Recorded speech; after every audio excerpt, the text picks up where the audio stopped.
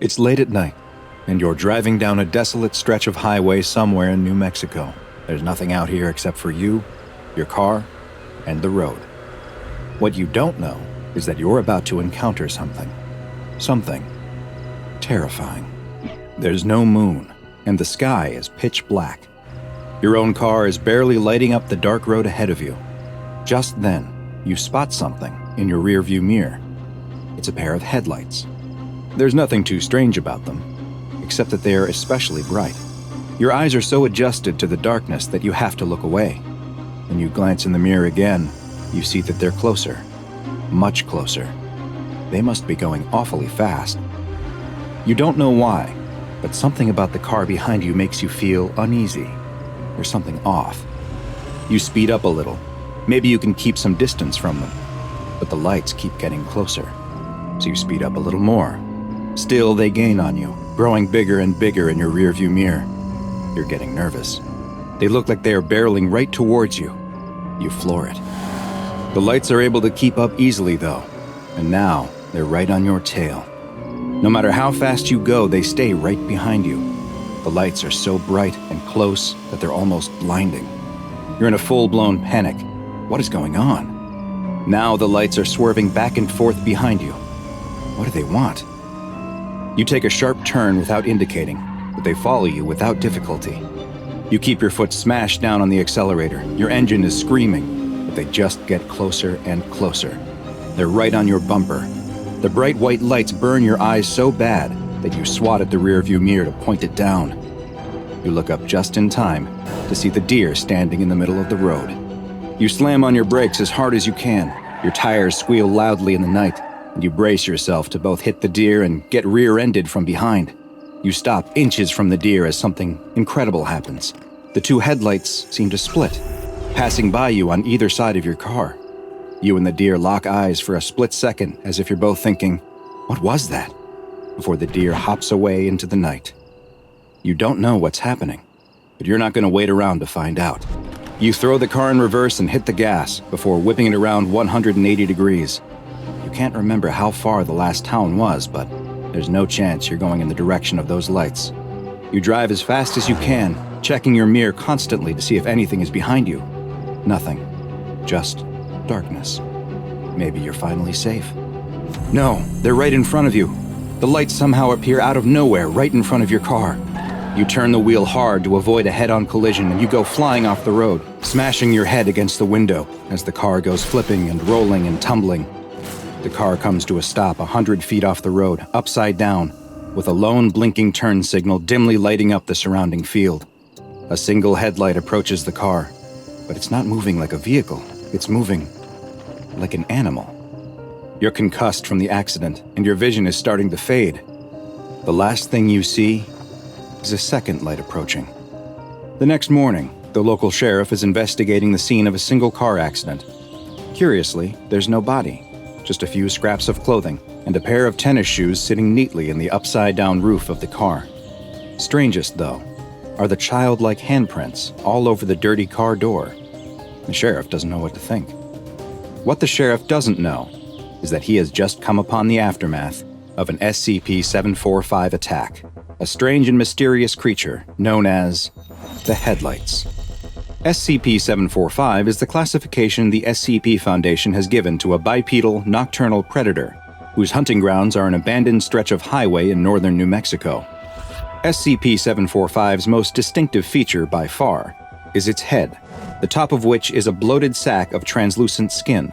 There are no visible sensory organs present on the head, nor does it appear to have a solid skull, and the creature's brain can be directly seen through the semi-transparent skin, which is covered in a web of bioluminescent organs. These organs are capable of producing a steady output of light that's been measured between 1400 to 3200 lumens, which is the equivalent of bright xenon gas headlights. The entity has been observed to have the ability to change the color of this light, as well as flash it in specific patterns. It is theorized that it engages in this behavior as a way to defend itself, and potentially may also use it as a way to communicate with other members of its species. The rest of SCP-745's body is covered in skin that is a deep, dark, black color that almost seems to absorb light. This quality, when paired with their blindingly bright head protrusion, gives the appearance of a floating point of light in the darkness. Because SCP-745 entities hunt almost exclusively in pairs, with their preferred hunting grounds being remote sections of highway, they are easily mistaken for oncoming or approaching headlights. Two SCP-745 entities are able to move together in perfect synchronicity, running in tandem at speeds up to 180 kilometers per hour. Together, they will target lone vehicles that they spot on the highway and will begin to chase or run straight towards them, giving the unlucky driver the impression that a fast-moving car is rapidly approaching them. After they near the targeted car, they will attempt to stop it by any means necessary, whether by simply forcing the driver to pull over out of fear or by running them off the road completely. Once their prey has stopped, crashed, or become otherwise incapacitated, the pair will stop moving together and approach the car separately to directly assault and then consume the vehicle's occupants. Next to no remains are left following an attack, save for a few scraps of clothing in the victim's shoes. Other than the damage sustained during the accident, there is never any other sign of struggle or forced entry, with the only other evidence left at the scene being the childlike handprints from SCP-745's small front paws. Strangely, analysis of SCP-745's genetic structure has revealed that unlike humans, they are not a carbon-based life form, meaning it is unlikely then that they are able to derive any nutrition from the consuming of human flesh. It is theorized then that they may be hunting solely for sport or some other form of perverse enjoyment. This question remains unanswered, as currently there are no recorded observations of SCP-745 feeding in the wild, as successful attacks have never left any witnesses, and specimens captured by the SCP Foundation refuse to eat it all. No lairs, nests, or other refuge of SCP-745 has ever been found, nor has the Foundation located any breeding grounds or young examples of the entity. It's unknown how or if they reproduce, or when they may have first appeared. What is known is that they had established a wide hunting territory across the American Southwest until Foundation teams began a program to thin their numbers in the 1960s. The effort appears to have been successful so far, and all recent sightings of SCP-745 have been limited to a specific stretch of highway in northern New Mexico. SCP-745 has been classified as Euclid, and in order to limit potential exposure to civilians, the Foundation has purchased the land surrounding the highway, with traffic being redirected to other roads. Foundation security teams disguised as highway patrol officers are to remove any trespassers or lost travelers who accidentally find themselves on the dangerous stretch of highway. The security teams are also tasked with attempting to capture any instances of SCP-745 that they can, and any recovered creatures, live or dead, are to be loaded into Class 3 BCU storage containers and transferred to Site-17 for further study.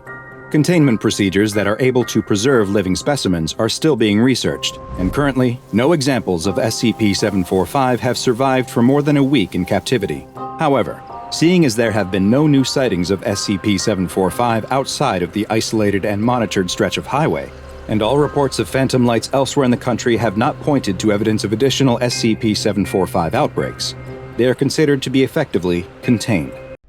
It's late on a Saturday night in New York City. 11:55 p.m. to be exact. A man is running towards the subway station on 59th Street. He's just gotten off from work at the restaurant where he waits tables, and he's in a hurry to get home and spend some time with his girlfriend.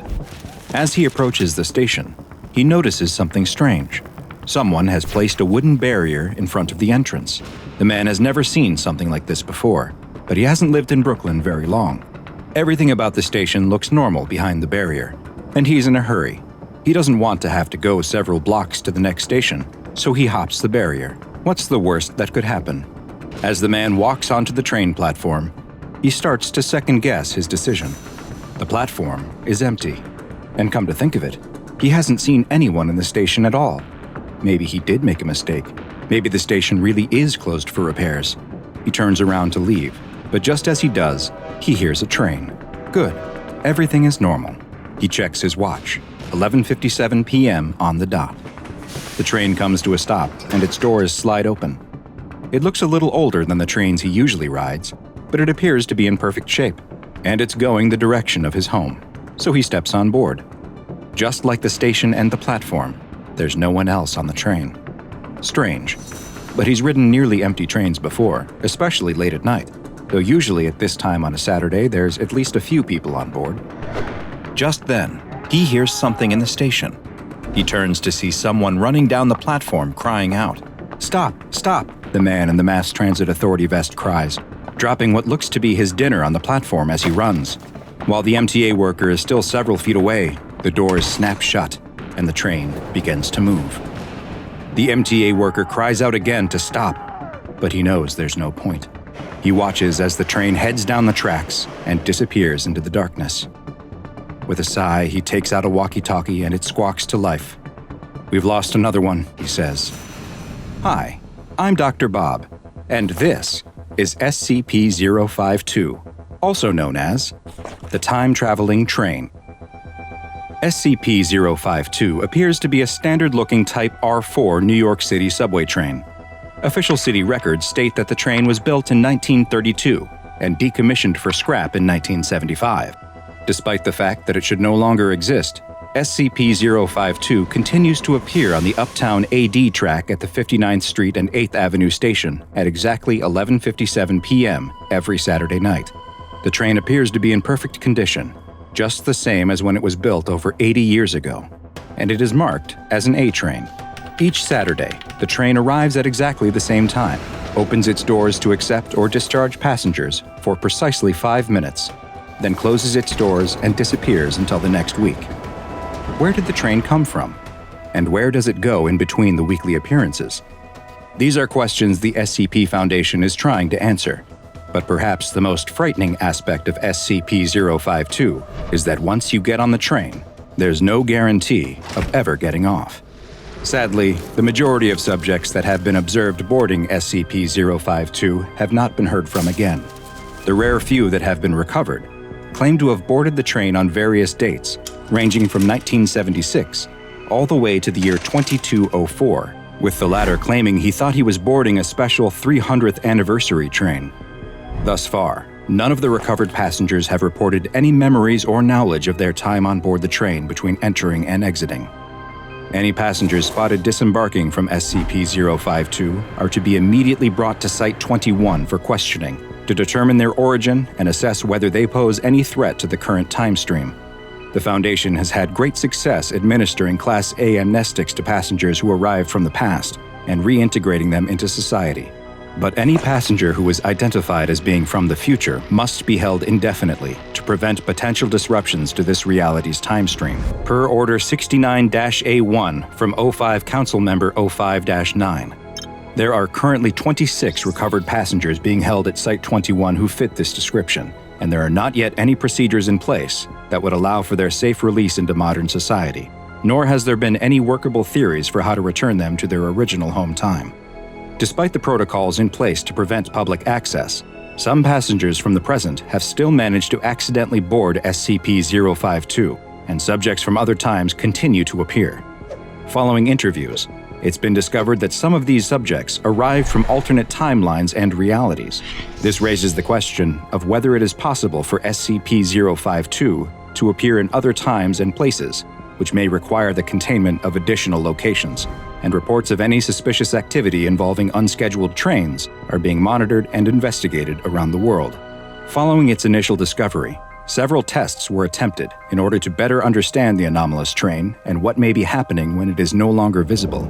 The first test took place on May 31st, 2009. An agent was told to simply board the train. They did as requested, and have yet to be recovered as of the present date. A second test took place a week later on June 6th. This agent too was never recovered, though reports indicate that he may have returned to our timeline in 1980, at which point he was killed in a confrontation that has since been classified. A third test was conducted the next week on June 13th. Once again, the agent was told to board the train and did so. This time, though, the agent returned. Just 2 weeks later, on June 27th, the agent stepped back off the train, with his hands appearing to have been surgically removed. A note had been placed in his pocket that had the simple message, "Send no more," written on it. The agent claims not to remember any of his experiences on the train over the 2 weeks he was gone, or what may have happened to his hands. Following this third test, O5 Command issued orders stopping the use of Foundation agents as passengers on SCP-052. D-Class, due to their disposable nature as convicted felons and death row inmates, were considered as potential replacements for the agents in the exploration of SCP-052, but the risk of releasing them into the past or the future was determined to be too great. Other than the agent who knowingly boarded the train, several other notable passengers have been recovered. One case involved the recovery of a woman who entered the train on July 14, 2012, but was recovered 4 years earlier, on March 8, 2008. She entered the train while on her way home from the theater, and was surprised to learn she traveled 4 years into the past. Because another version of her existed at the time she was recovered, she was held to prevent unwanted temporal effects. Another subject was recovered in 2008 who claimed to be from the year 1976. Although there was nothing physically wrong with him and no risk of time stream disruptions, Foundation psychiatrists recommended that he be held indefinitely, as 32 years was believed to be too long a period of time to successfully reintegrate into society. Perhaps the most interesting recovery was of a man claiming to be a Level 4 supervisor from the SCP Federation, who boarded the train in December of 2124. He said that he had been administered a Class A amnestic prior to boarding, and remembered nothing until his recovery in 2010. While the agent can clearly never be released into society, O5 Command has approved the sharing of classified information about various anomalies, in the hopes that he can provide additional information on possible containment procedures. Because SCP-052 has so far proven impossible to stop or remove from the New York City subway system, it has been classified as Euclid. But its predictable nature means that the Foundation is usually able to prevent the public from encountering it. The 59th Street ABCD station is closed to the public between 11 p.m. on Saturday night and 1 a.m. on Sunday morning, under the pretext of track maintenance. Any passengers seen leaving SCP-052 must be taken to Site 21 for debriefing and processing, and members of the public who simply see SCP-052 may be released after the administration of a Class B amnestic. As for what happens to most of the passengers who board SCP-052 and are never seen from again, we simply don't know. Candace Hayes, we have thy confession. A witch as brazen as you shall be burned at the stake. The crowd gathered in the small room bursts into a cheer as the judge hands down the sentence. The accused woman doesn't react, though. She looks neither scared nor afraid, but simply resigned to her fate. No time is to be wasted in carrying out the punishment that the judge has decreed. A pair of constables grab the woman by the arms and take her away. A mob follows along as the woman is led through the town, taunting and jeering, calling her a witch, a wife of Satan, and worse names. She doesn't seem affected by them, though. In fact, she looks as if she can't even see them. Her attention is focused solely on one mysterious woman who walks along with the crowd, and yet somehow seems disconnected, as if she isn't truly there either. The two women maintain eye contact as the constables keep pushing the condemned woman along. They lead the woman outside of town to a tall hill. The ropes binding the woman's hands are cut, and she has just a moment to rub her sore wrists before she is forced to the ground and lashed to a piece of wood as another group tosses the last logs onto a nearby pile. Once she is securely tied down, the constables step away. But then another man wearing a hood approaches. He carries a large club and without hesitation begins beating her legs. The woman's composure finally breaks and she cries in pain from the cracking of her bones. The crowd only cheers louder at the screams from the witch.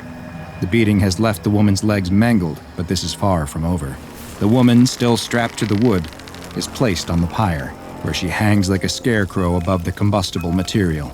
The judge steps forward out of the screaming mob, carrying a torch.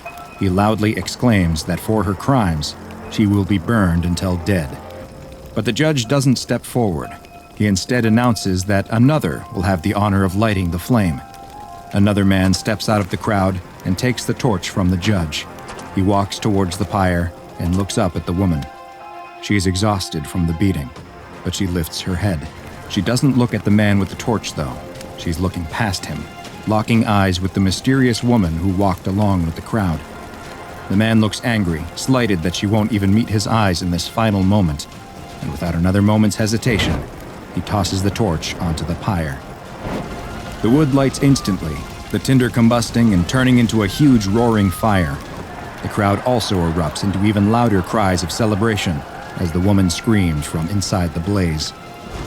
The man watches as the woman is lost behind the fire and the smoke, and eventually, her cries too are hidden behind the crackles and pops of the flames. He doesn't move until the fire has nearly burned itself out. Most of the crowd has left at this point, having gone back to their homes, content with the role they played in doing the Lord's work. As the constables pull a charred torso down from the wood and unceremoniously toss it over a steep side of the hill, the man finally turns and starts to walk away, a tear rolling down his cheek. The judge approaches and places a hand on the man's shoulder. "There, the judge says, attempting to comfort the man. "You'll find a new wife soon enough." Hundreds of people were accused of witchcraft in colonial America, and while it is likely that many were falsely accused, there is reason to believe that some were under the influence of, or were themselves, what we now describe as anomalies. And SCP-3998 is just such an example, better known as the Wicker Witch Lives. SCP-3998 is a human cadaver which dates from the late 17th century that is covered in fourth-degree burns and is missing its legs. There is also evidence of extensive blunt force trauma, but it is not known if the beating or the burning was the ultimate cause of death. At some point, the remains were collected and fastened into a scarecrow that is held together with wicker, nails, and wire.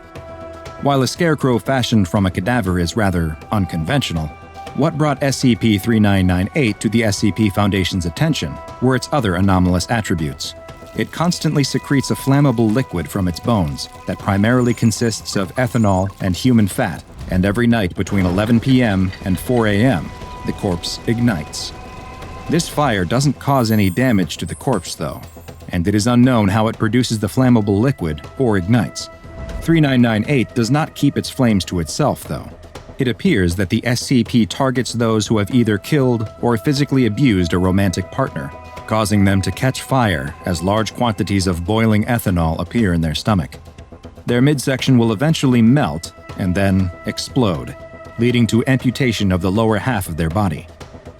The fire burns both incredibly hot and unnaturally fast, and is unable to be put out until SCP-3998 is extinguished. A number of historical documents related to the case have been discovered and made available to Foundation researchers that shed light on SCP-3998, including excerpts from a 17th century diary belonging to a woman who lived near where the cadaver was discovered. In the entries, the woman describes attending the wedding of her neighbors, Aidan and Candace Hayes, though Candace did not seem especially happy with the arrangement. Candace is characterized as someone who likes to keep to herself, and who does not conform to the era's idea of a good wife. As a result, it appears that she became the victim of abuse at the hand of her husband. The diarist hypothesizes that Candace has brought this fate upon herself due to her behavior, which may stem from her being under the hold of the devil. In other words, the neighbor believes that Candace is a witch. Others must have had the same suspicion, because we also have records of Candace's interview with a Judge William Stoughton, who questioned her about the accusations of consorting with evil spirits. Candace readily admitted to this, though she disagreed that it was in any way evil. She told the judge that the rituals and magics she practiced were not inherently good or bad, and that anyone was capable of using the same tools. She went on to explain that she hated her husband, that she had been forced to marry him, and that he had been nothing but cruel and violent towards her. Candace also mentioned a name, Clovis, that the judge assumed to be the demon that she had made her cursed pact with. Candace appeared to offer no defense or excuses for her actions, and the judge sentenced her to die by burning at the stake, with her husband, Aidan, being the one to light the fire. The story of this witch trial was typical of the time, and that likely would have been the end of what we know about SCP-3998. But another historical document was located that has truly given a new perspective to this anomaly. A sealed letter found in the cellar of a home that is addressed to Candace, though it appears to have been written after her death. The letter is from her secret lover, and describes how they collected Candace's burnt bones from the bottom of the hill before binding them together with wicker and wire. The letter then describes how Candace's husband has recently restocked his own home with gin, which is well known to be extremely flammable. The letter ends with an affirmation of the writer's eternal love for Candace and is signed, Clovis. But perhaps the best information we have about the origin of SCP-3998 comes from an obscure local tale that was passed down orally for years and eventually documented on an urban legend website. The legend tells of a woman who promised her soul to a she-devil who taught her magic, but also offered companionship. When her husband found out, he contacted the local authorities and had the woman arrested. She was tried, her legs were broken, and she was hung up like a scarecrow before being burned alive. Her body was dumped off the side of a mountain, but the she-devil collected her bones and gave her life again. The need for revenge burned in the woman's heart, so in the middle of the night, she doused herself in her husband's gin, set herself on fire once more, and fell upon him as he slept, burning him alive so he could suffer the way that she did. SCP-3998 is currently held in a secure holding locker in Site-34 that is fireproofed and vacuum-sealed to prevent it from igniting. Every morning at 9 a.m., 3998 and its locker are cleaned to remove the secretions of flammable liquid. D-Class personnel who have been convicted of domestic abuse crimes are to always be kept at the site to ensure that they are the targets of SCP-3998, which, when it's not allowed to ignite, will result in them only feeling mild discomfort in their head and chest rather than spontaneous combustion. Due to its relatively easy method of containment, SCP-3998 has been classified as safe. However, recent developments have caused the Foundation to rethink this classification. Despite 3998 being securely contained, the number of arson-related homicides in the state of Massachusetts have actually increased following containment, with many showing the same damage to their body as would be expected in a victim of SCP-3998. And while it may be that these are the result of a yet uncaught serial killer who simply happens to employ similar methods of killing their victims, a recent re-examination of the SCP-3998 corpse has revealed more troubling details. The body of SCP-3998 does not belong to Candace Hayes, and in fact appears to be a male who was in his 30s at the time of his death. Following these new revelations, reclassification of SCP-3998 to Euclid is pending. Whether SCP-3998 is the body of Candace's husband Aiden, forced to endure an eternal punishment of burning again each and every night, or if it's some other unfortunate victim of a violent and painful death, is unknown, as is the ultimate fate of Candace and Clovis. But with the deaths that would appear to be attributable to SCP-3998 showing no signs of stopping despite containment, it can only be assumed that the Wicker Witch lives. 3 SCP Foundation agents stand before a large warehouse. Their mission is simple. Enter the building, find the observation unit that has gone missing inside, recover the data from it, and leave. It should be easy, but the rundown structure they're standing in front of is no ordinary building. This is SCP-015. The leader of the group, a large, muscled man who goes by the codename of Agent 6, slides open a large door on the front of the warehouse, and immediately the whole group is struck by a sight that makes them reconsider just how easy this mission is going to be. In front of them is not a wide-open warehouse floor, but a cramped tunnel leading deeper into the building. The group has a job to do, though, and so the 3 head inside, Agent 2 first, followed by Agent Lon, the data specialist, and finally, Agent 6, the expedition leader in the rear. As they enter the narrow hall of pipes, the light from their flashlights plays off the floor, walls, and ceiling. Flashlights are one of the only items allowed in SCP-015, and they reveal what the researchers had told them in their briefing, that many of the pipes aren't made of standard materials, but instead are all sorts of strange substances like wood, glass, or even bone. The odd series of pipes have formed a twisting tunnel leading deeper into the warehouse. The group must be careful, since the floor is uneven, with pipes occasionally sticking up out of the floor like tree roots, ready to trip the unobservant. The 3 follow the corridors of pipes along the path that they each had to memorize. As they come to branching paths, Agent 2 speaks the series of turns they must take aloud. Left, left, right, left, right, right again, straight, right, and so on as they go deeper and deeper. They'd have to follow the directions exactly if they hope to reach the place where the modular robotic vehicle should be. Left, straight, straight again, right. Just a couple more turns and they'd reach the point where the MRV had sent its last signal before going offline. As they walk, though, they find that some of the passageways are getting more difficult to pass. The pipes have closed in at certain points, choking the already small tunnels down to mere crawlways. At one particularly narrow point, the group must get down on their bellies and pull themselves along the ground. After Lon and 2 exit the tight passage, Agent 6 suddenly calls out to the 2 agents ahead of him. "What is it? What's wrong?" 2 asks. "I'm stuck," comes the response from 6. Lon and 2 grab 6's arms and begin pulling. With a loud grunt from all of them, 6 finally comes free. His pant leg is shredded from the thorny wood that one of the pipes in the narrow tunnel is made from, but he's free, and they can continue on. Finally, after what seemed like an hour of walking, they finally find it. The modular robotic vehicle that had been sent in to investigate the current state of SCP-015. There's something very strange about the robot's condition, though. It looks like it has been speared right through its primary observation unit. A smooth black pipe that appeared to be made of dark fabric had pierced the vehicle right through its camera, but the lens didn't appear broken. Instead, it looked as if the pipe had somehow connected with it, docking inside the lens housing as if the 2 parts were made for each other. Other pipes had protruded from the floors and walls as well, snaking into open spots on the vehicle and lifting it up a foot off the ground. They looked over the robot, which was held helpless in the air, its wheels slowly spinning as its internal battery ran down. The agents walked around the MRV, examining it, looking confused about the fate that had befallen it. 6 suddenly broke the silence. "Well, what are you waiting for?" Lon wasn't sure what to do, though. As she got closer to the robot, she noticed that a foul-smelling substance was dripping from the pipe that had merged with the camera.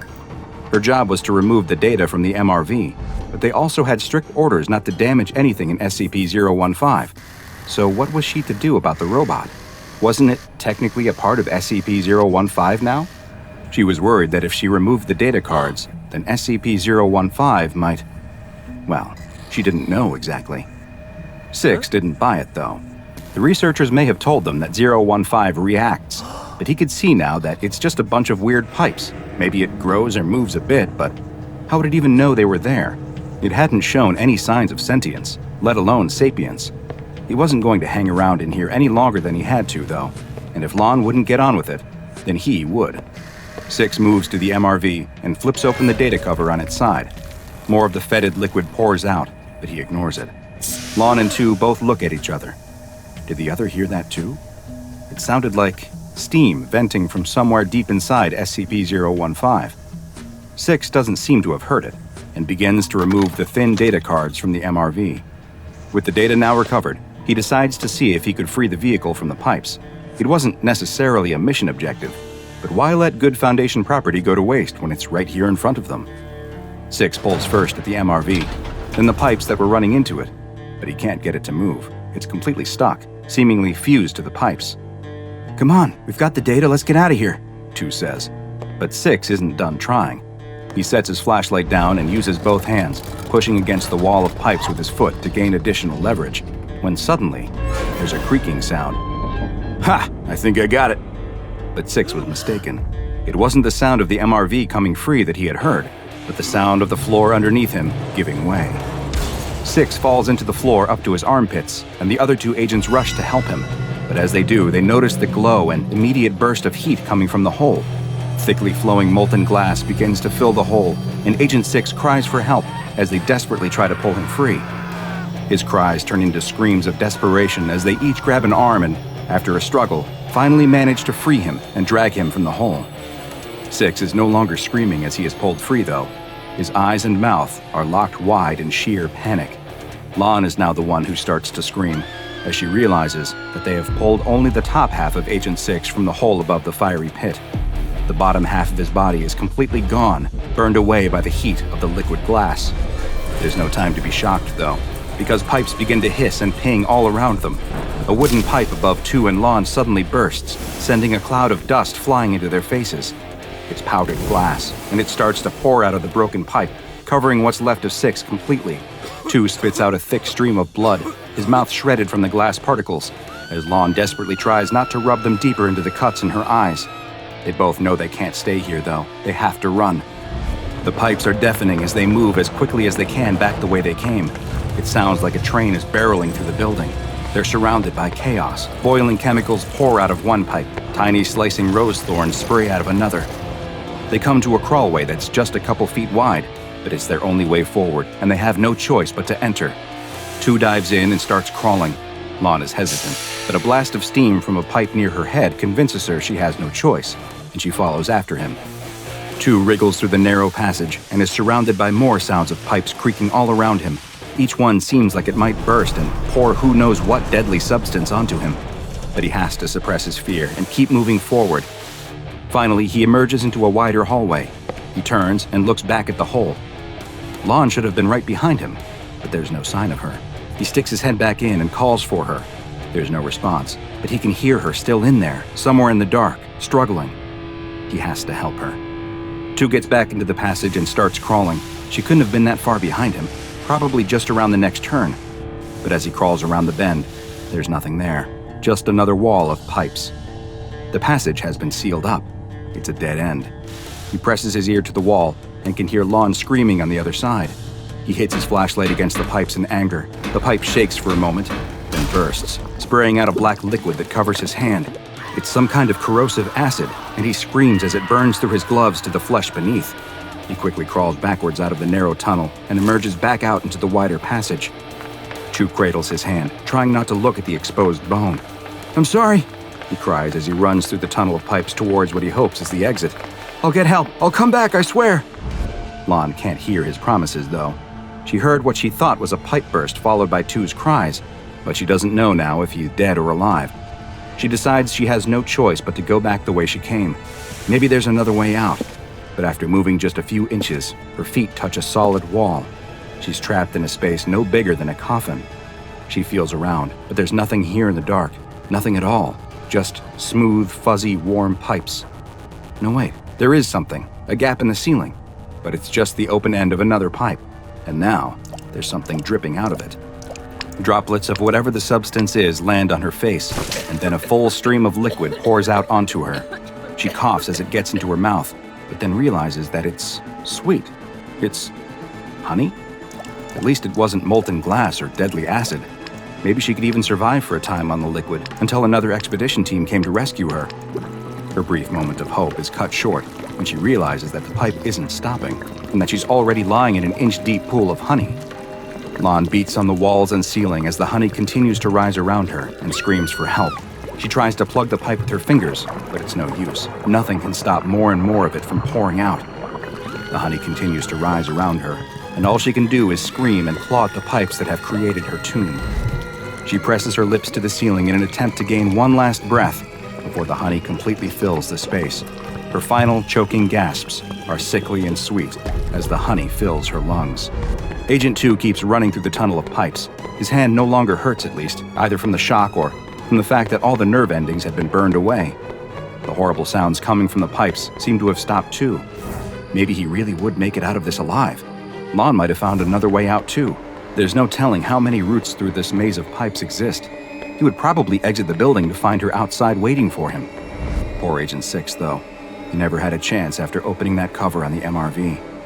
His thoughts are abruptly interrupted, though, when his foot catches on an unseen pipe and he falls forward onto the floor. Or rather, he should have fallen on the floor. Instead, a pit opens up in the ground, leading to a steep, sloping floor of pipes. He screams and tries to stop himself, but the slick liquid covering everything makes it impossible for him to slow his descent, and he begins to slide down the pipes. His dimming flashlight shows what seemed to be an endless tunnel of pipes stretching down into the dark. The tube of pipes twisted this way and that, slamming him into the walls on either side, tumbling him head over feet. And the descent never seemed to end. He screamed until his voice went hoarse, then gave out entirely. He didn't have any way to mark the passage of time, other than when his flashlight finally started to flicker and then dim, before finally dying. He slid down the endless tunnel of pipes for what felt like days in the darkness, far deeper than they physically should have been able to go. When the friction of the pipes began to tear his skin away, it was almost welcome. At least there would finally be an end. Following the loss of the SCP-015 recovery team, the data on the modular robotic vehicle was deemed non-vital, and no further expeditions were authorized in order to try and recover it. SCP-015 is a mass of pipes, vents, boilers, and other various plumbing apparatuses that have completely filled an otherwise nondescript warehouse located in a major American city. Anytime the warehouse is not being directly observed, the pipes will begin to grow, filling nearly all of the available space in the building, but also trying to connect to other nearby structures through the sewer and other subterranean infrastructure systems. The current best estimate of Foundation researchers is that the building contains over 190 kilometers of pipes, which range from just 2.5 centimeters to over 1 meter in diameter. While some of these pipes will look new, others have the appearance of being rusted or damaged, with many showing signs of leaking. The pipes are made of a strange assortment of materials as well, including bone, wood, steel, pressed ash, human flesh, glass, and granite. Oddly, no pipes composed of lead, PVC plastic, copper, or any other material one would normally expect to be used for the production of pipes have been found. But by far the strangest anomalous quality of SCP-015 is that it appears to react to aggressors. Should the building detect that the personnel inside of it are carrying tools, or if they make any attempt to either damage or repair any of its pipes, they will trigger an immediate reaction. Pipes near the offending subject will often burst, spraying them with a variety of liquids that have included oil, mercury, rats, a species of insect not yet identified, ground glass, seawater, entrails, and molten iron. More and more pipes will continue to burst around the subject until they either retreat from SCP-015 or are killed. SCP-015 was discovered by the Foundation after reports that pipes emanating from a warehouse had mysteriously started to connect to multiple other nearby structures, with no obvious answer for how or why they had suddenly begun emerging from the structure. The pipes were eventually able to be cut back and are now solely within the warehouse once again, but the human cost of containing SCP-015 has been high, and so far, 11 SCP personnel have been killed in their interactions with the anomaly, and an additional 20 are still missing. All of the missing are presumed to also be dead, though there have been reports of banging and screaming coming from within the building that may indicate they are still alive in some form. SCP-015 has been classified as Euclid, and because the building itself is impossible to move, it has been effectively contained on site.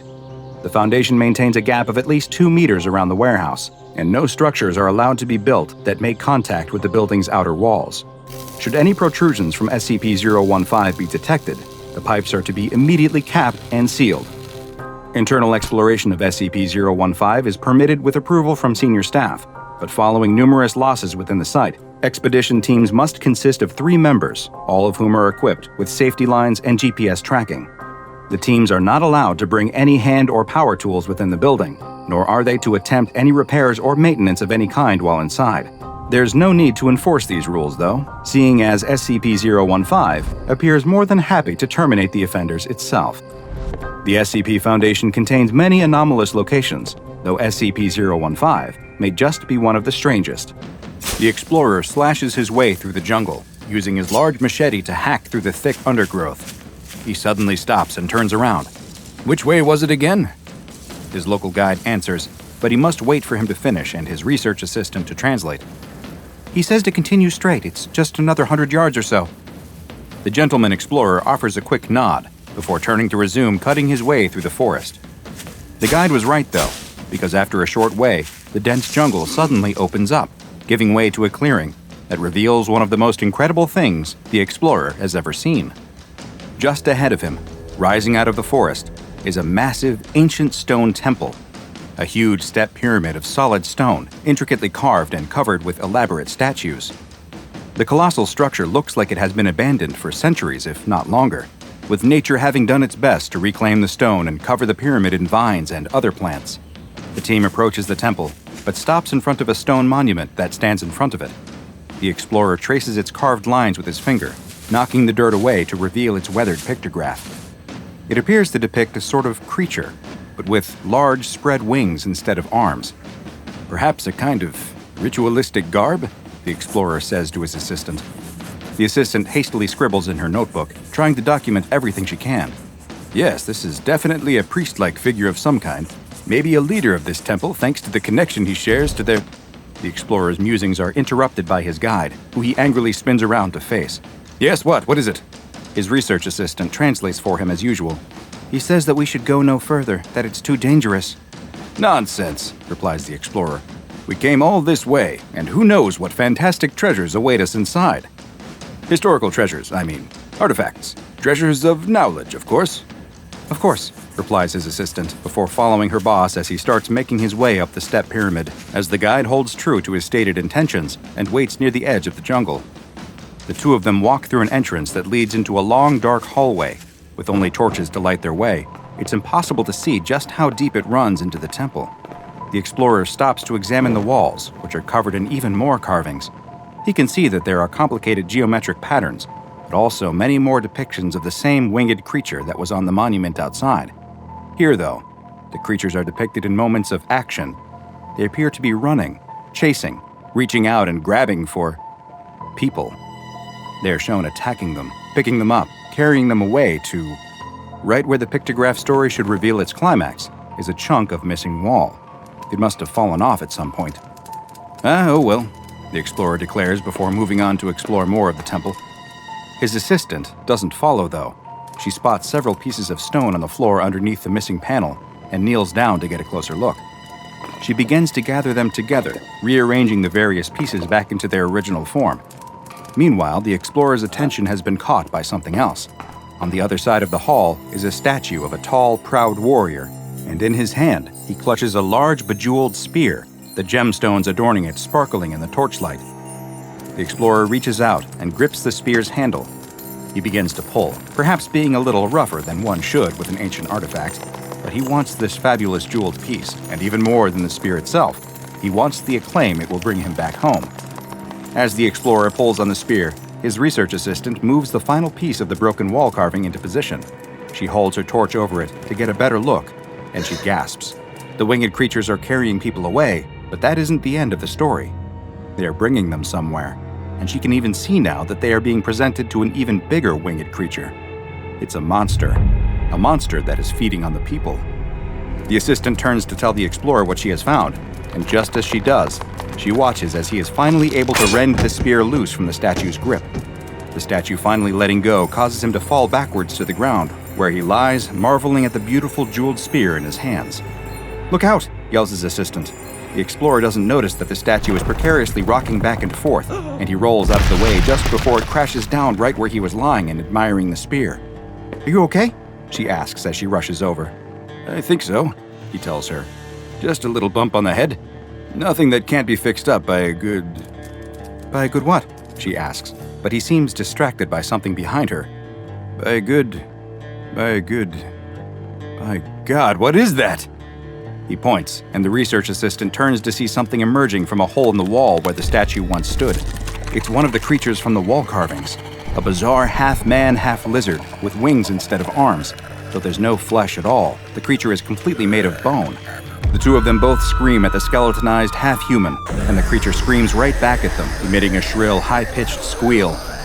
Suddenly, more of the creatures begin to emerge from the hole in the wall, with others crawling out of previously unseen and unnoticed holes in the walls and ceiling. The creatures rush towards them, blocking their way out of the temple, and the pair have no choice but to run further down the darkened hallway. As they run, more of the creatures emerge from holes in the darkness, screaming at them and grasping at them with the sharp claws on the end of their wings.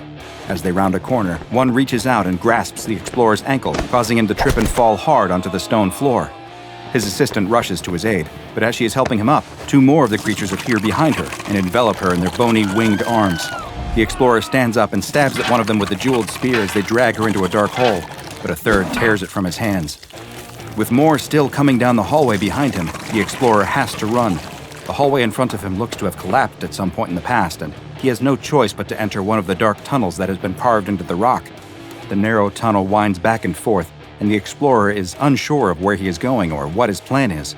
He rounds a bend, and the tunnel opens up into a gigantic room. The ceiling must be over 100 feet high, and he can't see the furthest walls, with the only light emitted by his torch and a dim beam of sunlight coming down through a hole high up in the ceiling. He notices, too, that it has suddenly gone quiet. He turns and looks back at the tunnel he has just emerged from, and notices that the sound of the horrible creatures that were chasing him has ceased. The explorer hears something coming from deeper in the giant room and turns back, peering into the darkness. There, in a single beam of light, he sees one of the winged creatures, but it is moving strangely, as if it isn't walking, but floating up into the air. And that's because it isn't walking. As it gets closer, the explorer can see that the winged creature is stuck on the tooth of a giant, monstrous mouth. The huge winged creature emerges from the darkness into the beam of light, tossing back its giant head to consume the creature that was stuck in its teeth, its bones loudly cracking in its mouth. Now, in the light, the explorer can see that the monster, which itself must be hundreds of feet long, is a huge flying lizard of some kind. Or at least it was at one time, since now the majority of its body is made only of bone. What scraps of flesh are left hang off in rotten ribbons. The monster opens its mouth and roars at the explorer. Its foul breath smells like a mausoleum opening up, hitting the explorer in the face. The explorer tries to run, but the monster swipes out with a bony wing that still has a few blackened strips of leathery skin on it and knocks him to the ground. He is pinned to the floor with a huge spiny claw as the creature opens its mouth, roaring again before moving its head down to start feasting on its meal. The explorer closes his eyes, bracing himself to be eaten alive, when the creature suddenly lets out an ear-piercing scream. The explorer opens his eyes to see the jeweled spear sticking out of one of the few spots of flesh remaining on the creature's clawed foot, and gripping the shaft is his assistant. She looks a little worse for wear, but she's alive. She offers him a hand to help him up. They need to get out of there. But first, the explorer pulls the spear from the monster's claw. The two start running, doing everything they can to avoid the monster as it claws and swipes at them. They spot an illuminated opening at the other end of the vast room, and with no other option, start heading towards it. As they get closer, they can see it's just what they needed: daylight, escape. They both slide to a stop at the cusp of the opening, nearly tumbling over the edge. On the other side, the tunnel opening up out of the side of the temple gives way to nothing but air and a drop of hundreds of feet down to the jungle below. They turn to see the monster still rushing towards them, and without time to think any longer, they both jump, just seconds before the creature snaps its bony jaws in the place where they were standing.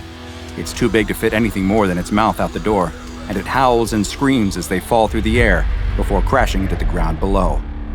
The assistant slowly opens her eyes to see someone. It's their guide. He is cradling her head and asking if she's okay. She sits up, dazed and more than a little bruised from her fall. She asks the guide where the explorer is, if he's all right, and the guide lowers his eyes, looking as though he'd rather not answer. He points next to them without looking, and the assistant turns to see the explorer lying on the ground a few feet away from them, his body impaled on the jeweled spear. History is full of tales and legends about gods, monsters, and everything in between. But not all of these are just stories. And in fact, sometimes the reality is even more terrifying than what we could envision. And that is exactly the case when it comes to SCP-4959, also known as the Teotihuacan Pterodactylactery. SCP-4959 is a huge creature that resembles a pterosaur, which were flying reptiles that existed during the Mesozoic era. While pterosaurs have been extinct for millions of years, SCP-4959 is very much alive, or at the very least, animate. This massive anomaly, whose wingspan stretches approximately 50 meters, is in a living state of decomposition, with roughly 70% of its flesh having rotted or otherwise fallen away, leaving only small patches of skin and decaying tissue clinging to its bones. The flesh that does remain shows no signs of further decomposition, though, as if it is permanently locked into this specific stage of advanced decay. Tests of 4959's flesh have shown no apparent abnormalities, save for a slightly higher than expected concentration of iridium. Its eyes are no longer present, but the eye sockets somehow shine with a bright green light, though the source of this luminescence is unknown. When angered, the creature also emits a multicolored corona of fire from its wings, skull, and neck. SCP-4959 was discovered in a gigantic chamber beneath the Temple of the Feathered Serpent in Teotihuacan, Mexico. A number of tunnels connect to the chamber, and these, too, are anything but empty. Lurking within the temple's many twisting passages are entities that have been designated SCP-4959-A. These humanoid-sized creatures appear to be constructed of various human and pterosaur bones, creating an all-new creature that is an amalgamation of both. The bones are connected to a central stone-like heart, but it is unknown if this heart was carved from stone, or if it was at one time a real heart that turned to stone through a process of ossification, nor is it fully understood just how the bones are connected to it or stay together. The 4959-A entities also have a number of varying adornments on their bodies, which can include strips of decayed fabric, feathers, and precious stones that resemble those worn by the indigenous people who resided in the area many centuries ago. SCP-4959 is carnivorous, though it is unknown if it requires or simply desires to feed. Regardless, it seems to be the task of the SCP-4959-A entities to bring it meals. since the 4959 creature itself is too large to leave its chamber beneath the temple. The hallways and passages that originally connected the temple to the chamber housing SCP-4959 have all collapsed, and the only tunnels now leading to it were most likely dug into the rock and earth by the 4959-A entities. They searched through these tunnels, most often working at night, looking for small animals like birds and lizards, but also occasionally finding a larger animal or even a human who has somehow found themselves inside. They will then bring their live prey directly to the giant pterosaur, offering them up as both a meal and a sacrifice. SCP-4959 will then proceed to eat the prey whole, sometimes consuming the 4959-A entity at the same time as well. The temple itself is covered in carvings and murals that give numerous hints as to the origin of SCP-4959. While it is unknown just how it got there, it appears as though the local people discovered the creature within its chamber and regarded it as an avatar of their feathered serpent god, or perhaps another unknown deity. A temple was constructed at the site, and they soon began making sacrifices to the god creature that lived beneath, starting with small animals but then progressing to human sacrifices on important holy days. There is also something else shown in the murals that looks to be of great importance. It seems as though SCP-4959 possessed a sort of heart, which is depicted as a large gemstone, described as being red as blood and bright as the rising sun. This gemstone was previously housed at the pinnacle of the temple, though its current location is unknown. Following intense study of the site by SCP Foundation historians, a narrative was pieced together that may explain at least some of what happened there.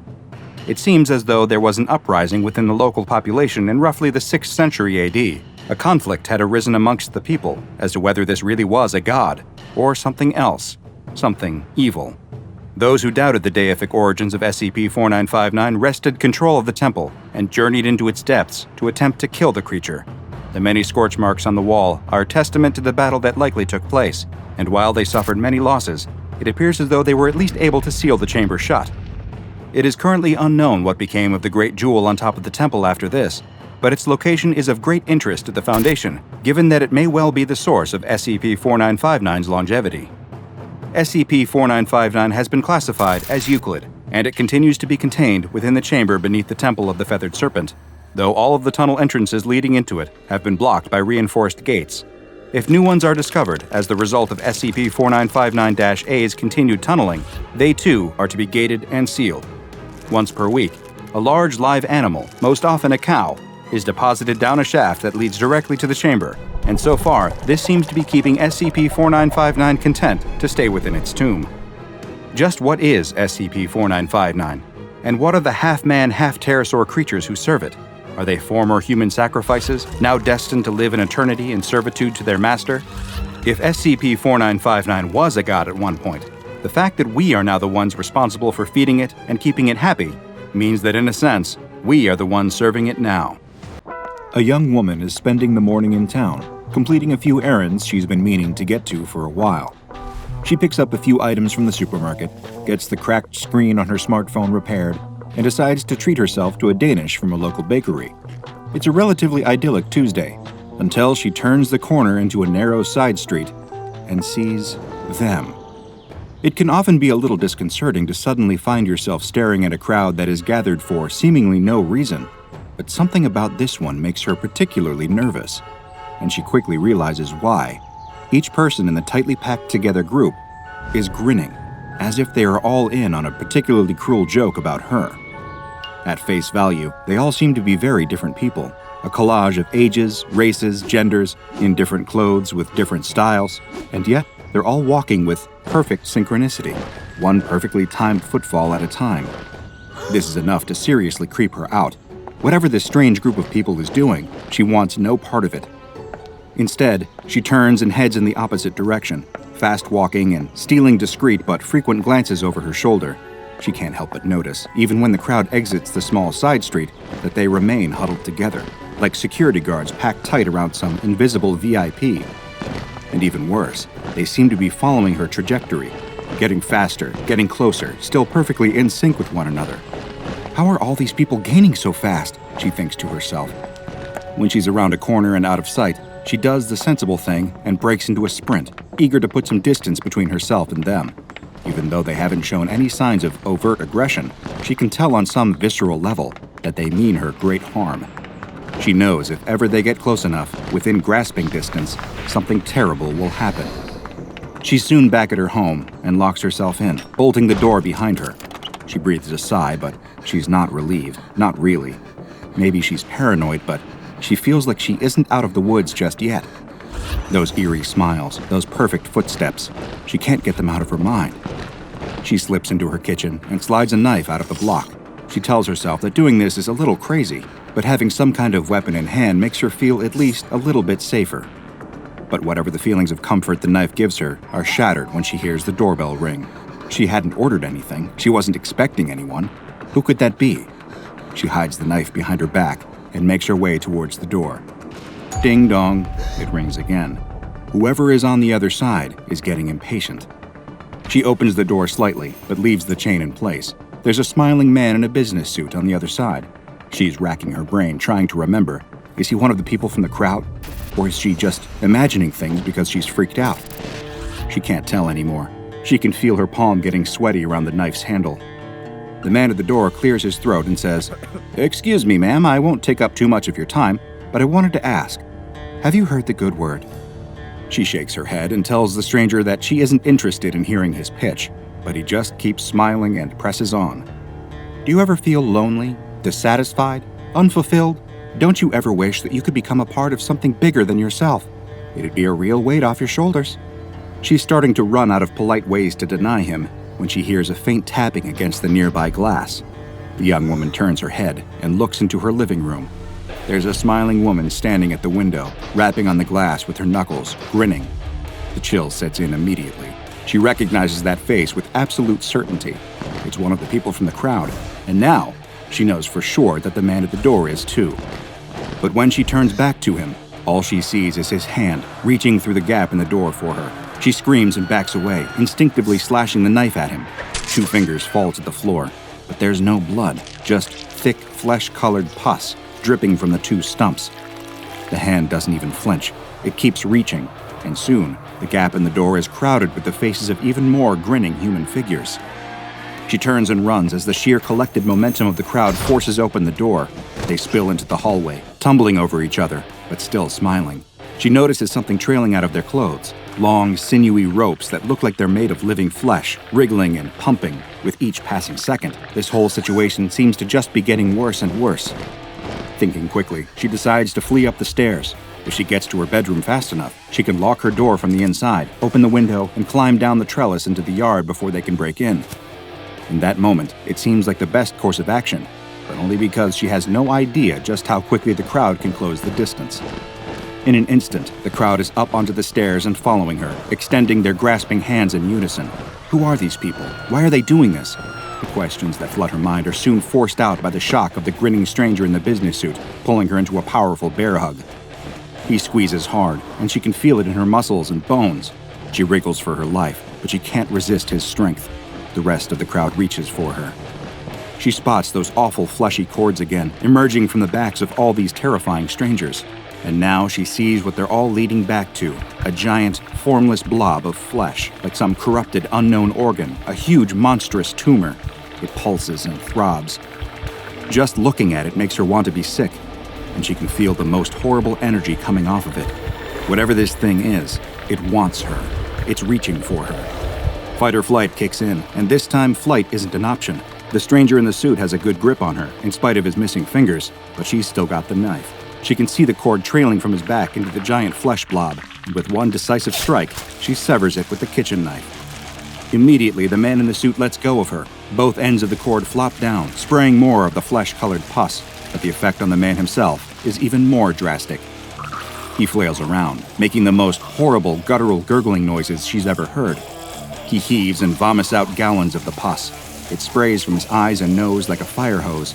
It oozes down and out of his pant legs.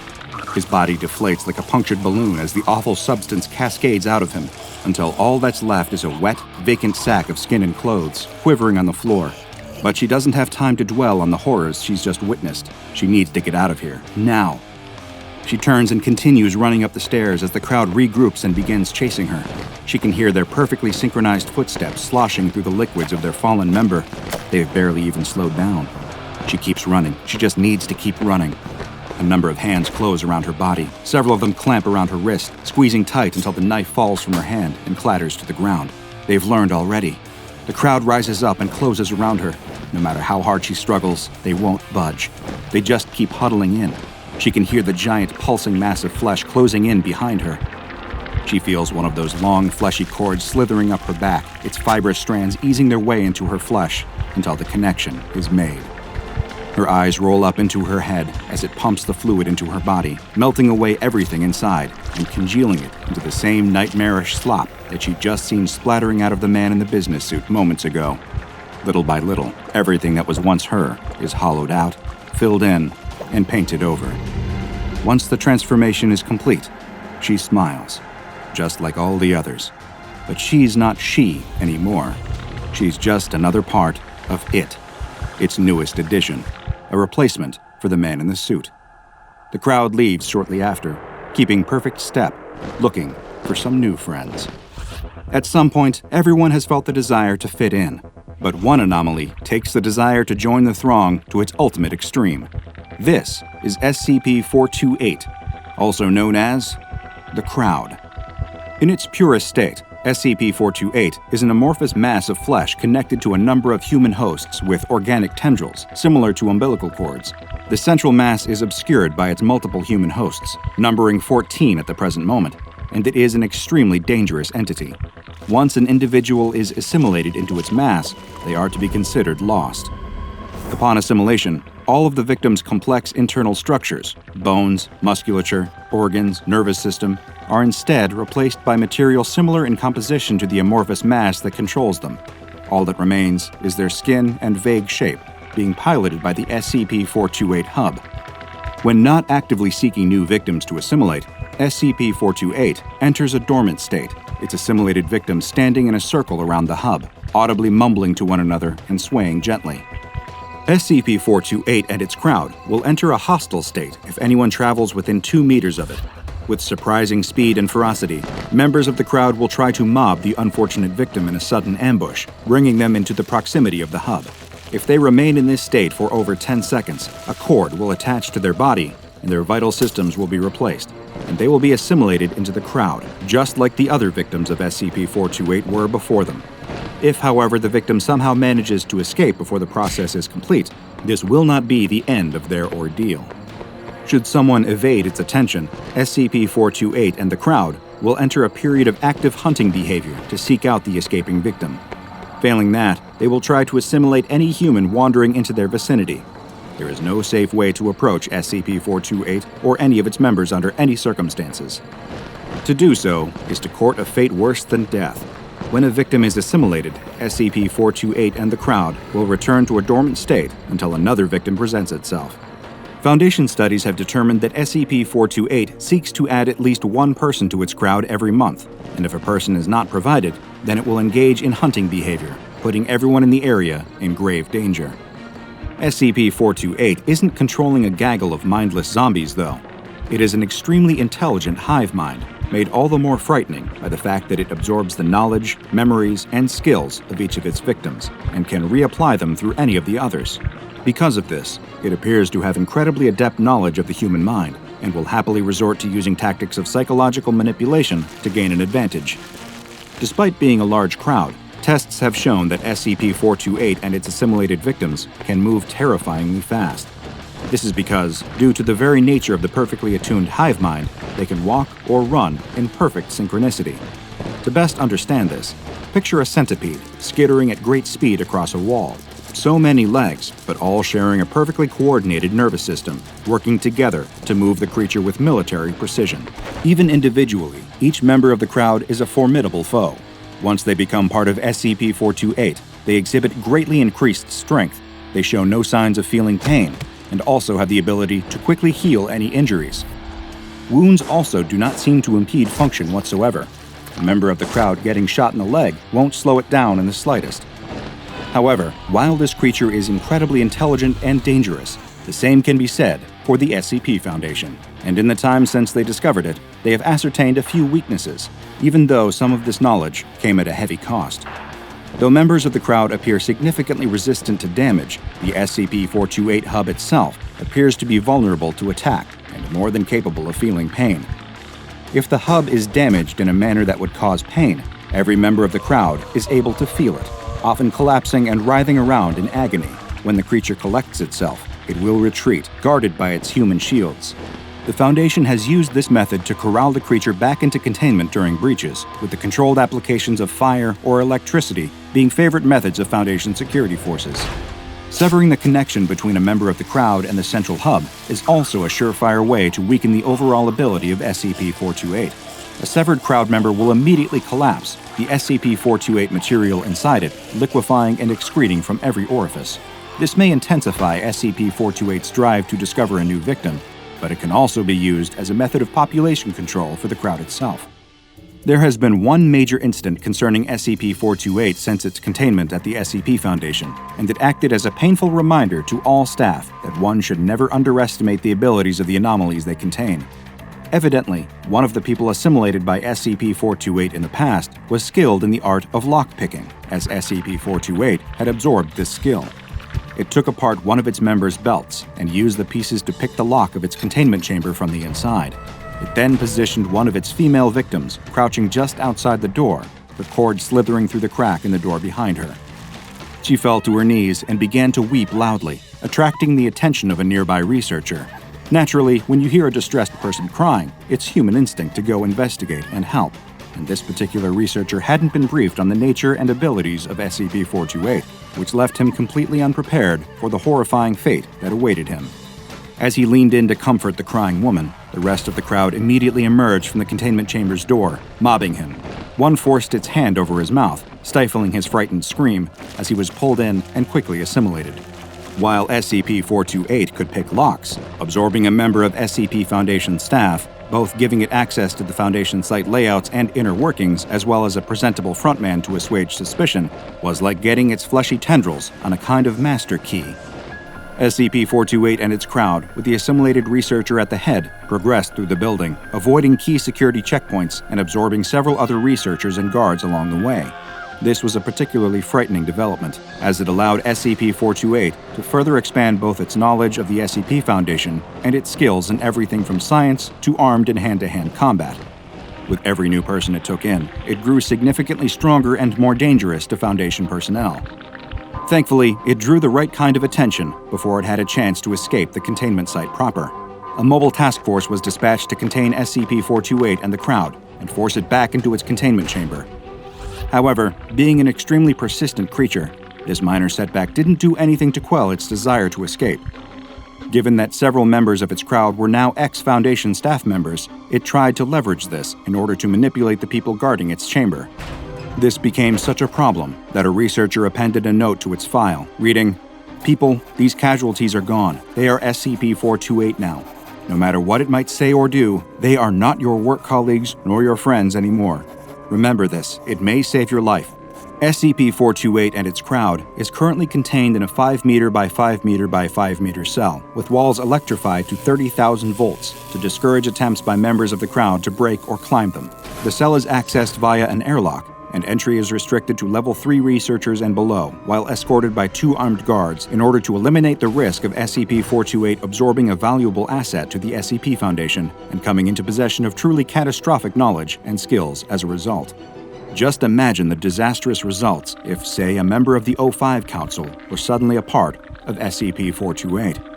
Researchers are to remain a minimum of 2 meters away at all times, and it is mandatory for at least 2 armed guards to stay posted at the chamber's entrance at all times.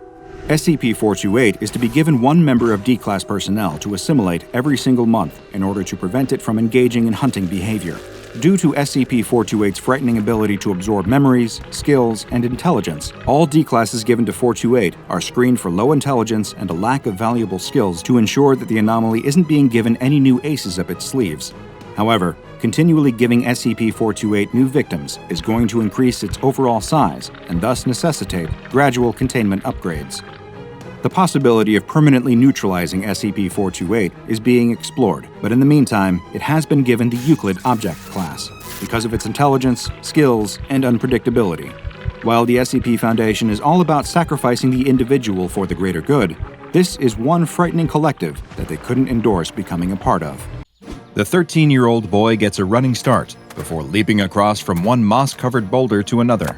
He barely makes the jump and turns around to admire how far he leaped. He continues along through the woods, hopping over streams and making sure to swing on any hanging vines he can find, whether he needs to or not. He picks up a branch and starts to swing it against a tree, engaging in a life-and-death duel with the evil knight of the woods. After slaying the knight, the boy solemnly salutes his fallen foe before mounting his trusty steed to ride deeper into the forest. He's all alone out here and must be thousands of miles from civilization. The valiant knight unmounts from his horse and walks towards the culmination of his quest, the Tree of Lost Memories. Legend tells that anything buried beneath this tree will cease to exist. All memories of anything associated with the object buried will disappear from the minds of anyone involved, and no one will ever bring them up again or wonder where the memories went.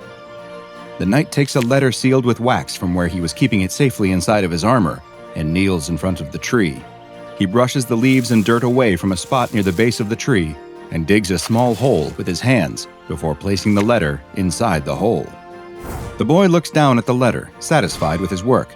He starts covering the letter inside the hole with dirt when he suddenly stands up. Was that a noise? He listens again. It's not just a noise, it's a voice. The knight unsheathes his sword and starts making his way in the direction he can hear the sounds coming from. He follows a game trail through the woods towards the noise. There's no doubt, it's definitely a voice, and he can make it out clearly now. The wheel of history turns, and ages come and pass, leaving memories that become legend. The knight rounds a corner, and the woods open up into a clearing. In the middle of the grassy open area is a stone archway unconnected to any walls. When looking through the archway, though, one doesn't simply see the other side of the clearing. No, inside the archway is a beautiful white alabaster castle perched on rock overlooking the sea, its red-roofed turrets jutting high up into the clouds.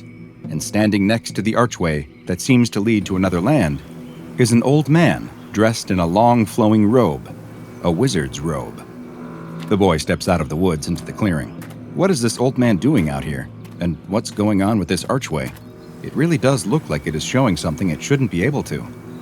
Legends fade to myth, and even myth is long forgotten when the age that gave it birth comes again. Are you talking to me? The boy asks. Venture forth and face your true calling, the wizard responds. You are the one that has been prophesied, but have you what it takes to enter this land of adventure? The boy looks around. There's no one else here. This old man must be speaking to him, right? The boy tosses his stick to the ground and steps closer to the old man in the archway. He can see now that the surface of the archway appears to be shimmering, as if it were a vertical surface of water. Only the truest of hearts may enter the magical archway, but for the fair and brave, a great quest awaits. A quest? For me? The boy asks, but again, the old man doesn't respond. He doesn't seem to be looking at him either. Is this wise old man in the woods blind? The boy gets much closer now, close enough to wave his hand in front of the old man's face, but there's no reaction. He really must be blind. The boy looks back at the portal in the archway. He can see the waves breaking on the rocks and birds flying in the sky. He can even make out, up in one of the highest windows on the tallest tower, what looks to be a girl. She's waving her ribbon in the air. She's beckoning him. She needs the brave knight to come save her. Pursue your destiny and become the hero you were always meant to be. The boy is entranced by the beauty of this land, the castle, the clouds drifting between the white towers, the perfectly blue sea, and the beautiful princess locked in her tower, waiting for him. The boy reaches his hand through the surface of the archway, and it passes through as if nothing were there. But on the other side, it turns into the gauntleted hand of a knight. He pulls his hand back out, and it looks like his own hand once again. The boy thinks about his mother, yelling at him for drawing pictures of the lands he wished he could live in when he should be studying. He thinks of his teacher grabbing the fantasy book out of his hand and dropping it in the trash, calling it a waste of time. He thinks of his friends laughing when he came to school dressed as a knight. He knew he was destined for something greater. And here it finally is.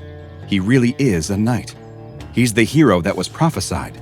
He will become a legend. He's special. The knight girds himself and steps forward into the archway. As he does, he hears the old man still talking. "The wheel of history turns, and ages come and pass, leaving memories that..." The boy passes through the archway, and the castle, the sea, the princess, all of them disappear in an instant. The boy spins around, but the archway constricts, snapping shut in a tight ball with him still inside. The old man sinks to the ground as the archway seems to rotate. The archway then also disappears into the earth as something else emerges. A giant centipede appears out of the ground, its scaly body the color of stone with movable plates on its posterior end that resembles the movement of cloth. The centipede opens its mouth, and there's a sound like the cry of a child before it dives down and disappears under the dirt. Have you ever thought that you were destined for something more? Do you feel as if the worlds described in fantasy books and that are brought to life in movies and in video games are somehow the places you actually belong? You're far from alone, but be careful, because it's exactly those thoughts that make you the prime target for SCP-4310, a deadly predator that preys on those with the desire to embark on a hero's journey. SCP-4310 is an anomalous creature that resembles a common centipede in many ways, though it has a number of traits that distinguish it from the kind you might find under a rock in the forest. Perhaps most obvious is its size. While some centipedes can grow as long as a foot, SCP-4310 is over 20 feet in length. This massive carnivorous centipede, which is native to Great Britain and Ireland, also has a hunting method that is quite distinct from any arthropod, insect, or known animal at all, for that matter. SCP-4310 hunts by cocooning itself in a pair of keratin flaps that cover its entire body except for its tail end, which is left exposed. The centipede then buries itself in the ground, keeping its head and the majority of its body under the ground, except for a portion that arcs above the ground in a semicircle shape, as well as its exposed posterior. The centipede's end resembles an old man wearing robes, and the centipede is able to manipulate its rear legs in a way that resembles the movement of a mouth and jaw, giving the impression that the old man is speaking. The rest of its body is contorted, and the legs are arranged in such a way to resemble a stone archway standing unsupported on the ground next to the old man. Through a process that is yet to be understood by the Foundation, the centipede is able to produce a spatial anomaly in the area where its body is taking on the form of an archway. This spatial anomaly is actually a portal of sorts, a portal that leads directly into SCP-4310's stomach. As soon as its prey enters the spatial anomaly, the centipede closes the portal. Inside, paralysis-inducing enzymes incapacitate the prey as powerful stomach acids break down its meal over the course of several days.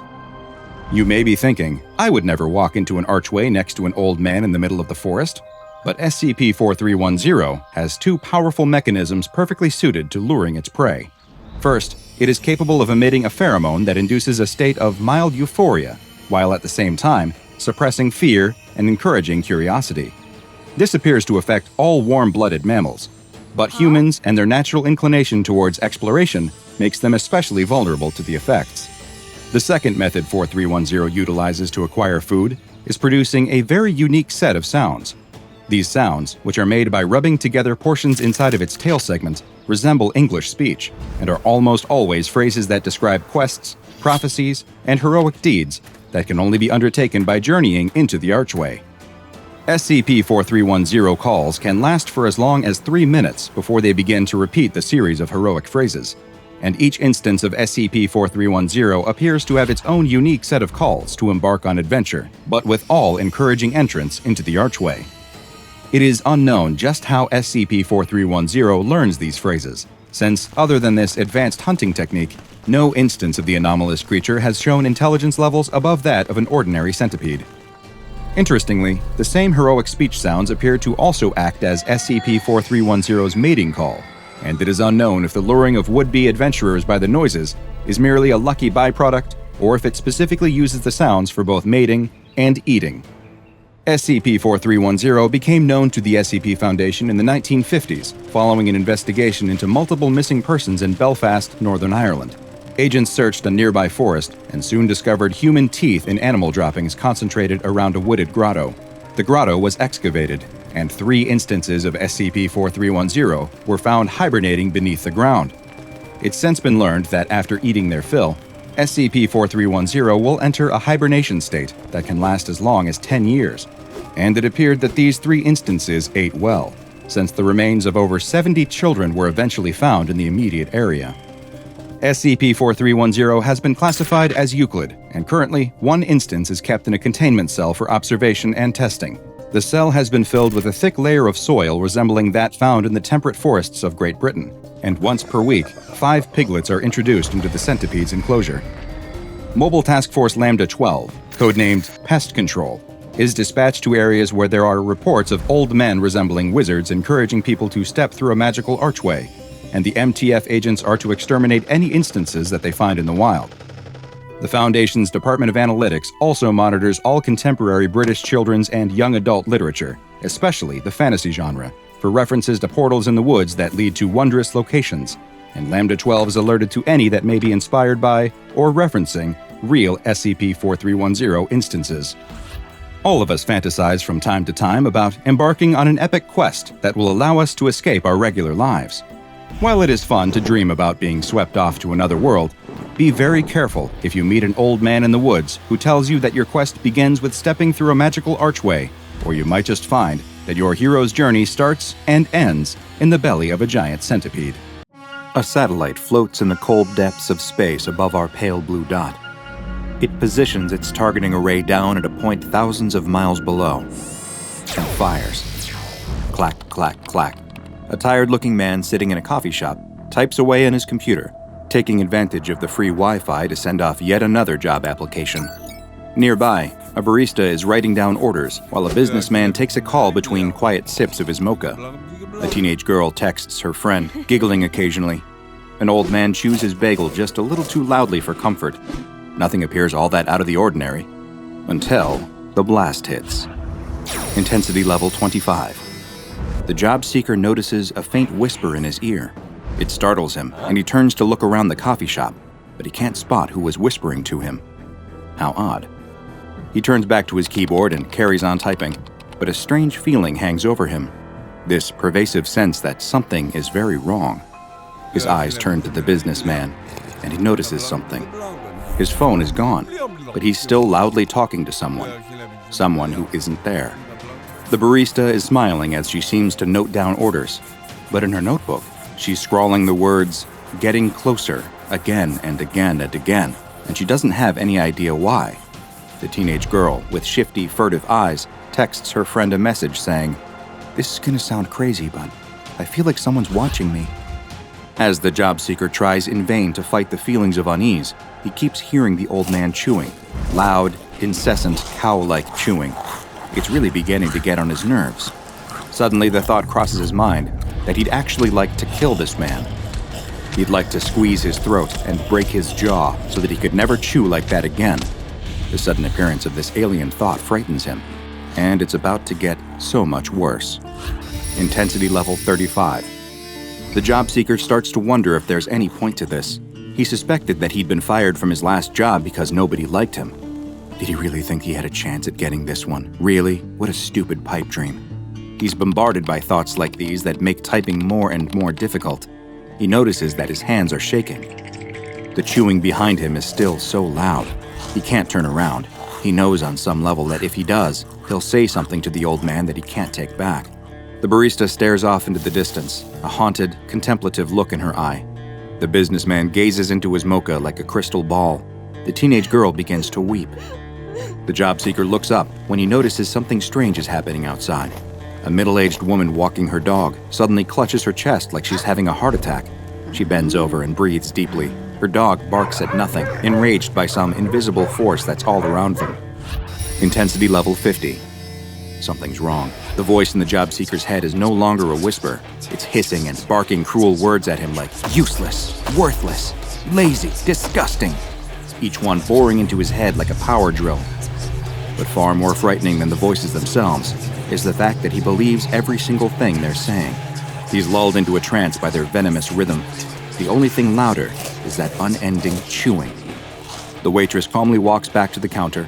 She picks up a jug of blistering hot coffee and begins to swig directly from it. She can feel it sizzling in her mouth, and she couldn't care less. The businessman begins an intense screaming match with somebody who isn't there, snarling and practically foaming at the mouth. The job seeker can't take that chewing anymore. He turns to the old man, ready to unload on him, but when he opens his mouth to speak, nothing comes out. He sees that the bagel is gone, but the old man is still chewing. He smiles at him, red liquid streaking his lips and teeth. The job seeker looks down at the table and sees the outline of a fingerless hand under the old man's blood-soaked napkin. Intensity level 75. Inside the coffee shop, pandemonium breaks loose. The old man lies catatonic in his booth. The businessman fights a nearby wall, knuckles and toe bones cracking against the bricks. The waitress has the teenage girl in a headlock as the girl shrieks in agony and stabs at her assailant's leg with a table fork. The job seeker looks out the window at the violence suddenly unfolding on the street. Complete strangers are attacking each other with murderous intent. Biting, gouging, punching, clawing, tearing, strangling. It all looks like fun. He picks up his laptop and tosses it through the coffee shop window, shattering the glass. As if he was ever going to get that stupid job anyway. He steps through the broken window, a new man, and picks up a large, jagged shard of broken glass, ready to join in on the festivities. Intensity level Keter. Thousands of people are changed. They do unimaginable things to each other and themselves. There is chaos in homes and out on the streets, as everything collapses in a wave of terrible, unspeakable violence. Nothing will ever be the same. Thankfully, the horrors that you just observed were only part of a simulation, one created by the SCP Foundation, and intended to demonstrate the worst-case scenarios of various anomalies on their roster. These events have not yet come to pass, but they very easily could if there was even a minor accident with the rogue, anomalous satellite known as SCP-923. The SCP-923 satellite consists of a large parabolic dish made from unknown alloys, as well as a powerful internal reactor that produces massive quantities of energy and radiation, all to power the satellite's mysterious, anomalous firing mechanism. 923 appears to select specific targets that it then fires a blast of energy at. Those in the proximity of the target when the beam hits are also affected, with the severity of the damage contingent on the intensity of the blast. Like many anomalies, its origins are shrouded in mystery. SCP-923 displays a degree of artificial intelligence and posts reports on its own condition and operations to the O5 Council Secured Information Relay Network, a classified communication network reserved for Foundation employees with Level 5 clearance. According to 923's own data, it was constructed in a Foundation research and development site. This is congruent with blueprints for a planned offensive satellite which was to be constructed at that very site, but the project had actually been cancelled due to logistical concerns. The O5 Council deems it extremely important that SCP-923 never be made aware of this fact. Currently, since two-way lines of communication have been established, 923 obeys the orders of the O5 Council, not firing on a target unless given authorization by them. If it ever discovers that it technically isn't a Foundation construction, it runs the risk of going rogue and triggering some extremely dangerous outcomes, to say the least. SCP-923 was first discovered after it started a correspondence with the O5 Relay Network, posting a message that it had completed another successful termination, despite no such termination actually being ordered. Over the next several hours, this process continued as the 923 satellite sent in termination report after termination report, totaling 57 by the time it stopped, 55 of which were later confirmed to be actual deaths, with the other two being deemed inconclusive.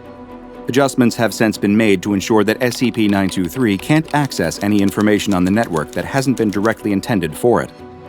SCP-923 is an extremely effective weapon. Depending on its operator's level of tolerance for collateral damage, it can completely reverse its orbit to detect and fire upon a target anywhere on Earth in a very short period of time. All it needs are the target's GPS coordinates, their altitude, the intended time of firing, and a selected level of intensity. This, incidentally, is where things get interesting with the tests the Foundation conducted. Naturally, they wanted to see the kind of firepower that each level of intensity was capable of, so D-classes were requested for live tests. The first test performed was at intensity level 10. However, this resulted in an error message, claiming that the 923 satellite isn't capable of firing at an intensity lower than level 23. In accordance with this new information, the Foundation planned the next test at intensity level 25. This time, the effects immediately took hold. The target and those nearby began to experience a degree of paranoid delusion. They would report hearing voices and be seen interacting with people who weren't there. They would experience a sense of crushing terror, impending doom, and also report the growing desire to cause harm to others. Most of all, in debriefing interviews, they would claim that they felt like they were being watched, though they refused to elaborate on what exactly they meant by that.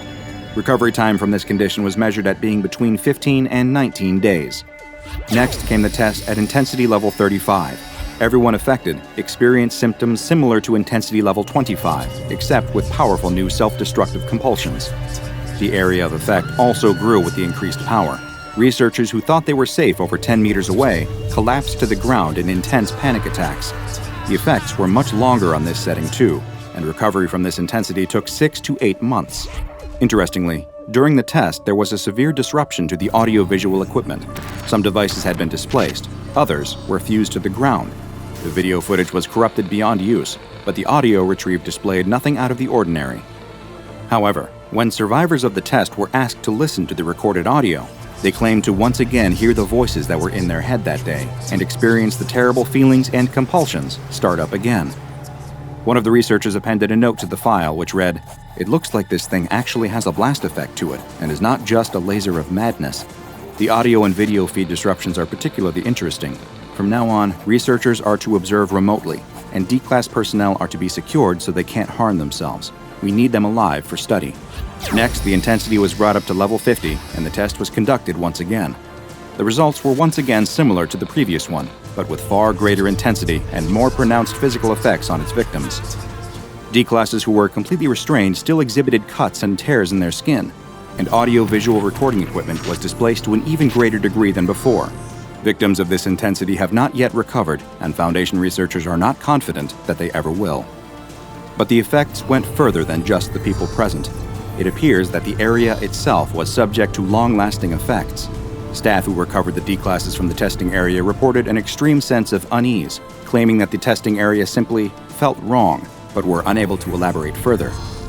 In spite of this, the tests continued to increase in intensity.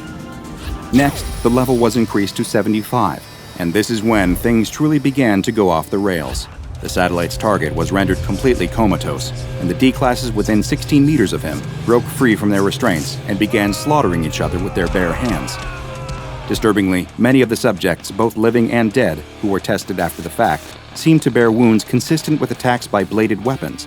None of the D-Classes were armed, and the wounds seemed impossible to have been caused by mere fingers and teeth. There was an even greater displacement of recording devices, and some were missing after the test. The retrieved recordings caused even worse states of distress for those affected by the blast who were lucky enough to actually survive and could listen to them again.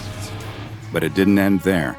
Anyone within 50 meters experienced intense panic attacks that often lasted longer than an hour. Observing researchers experienced what could best be described as a slightly more mild version of intensity level 25 symptoms.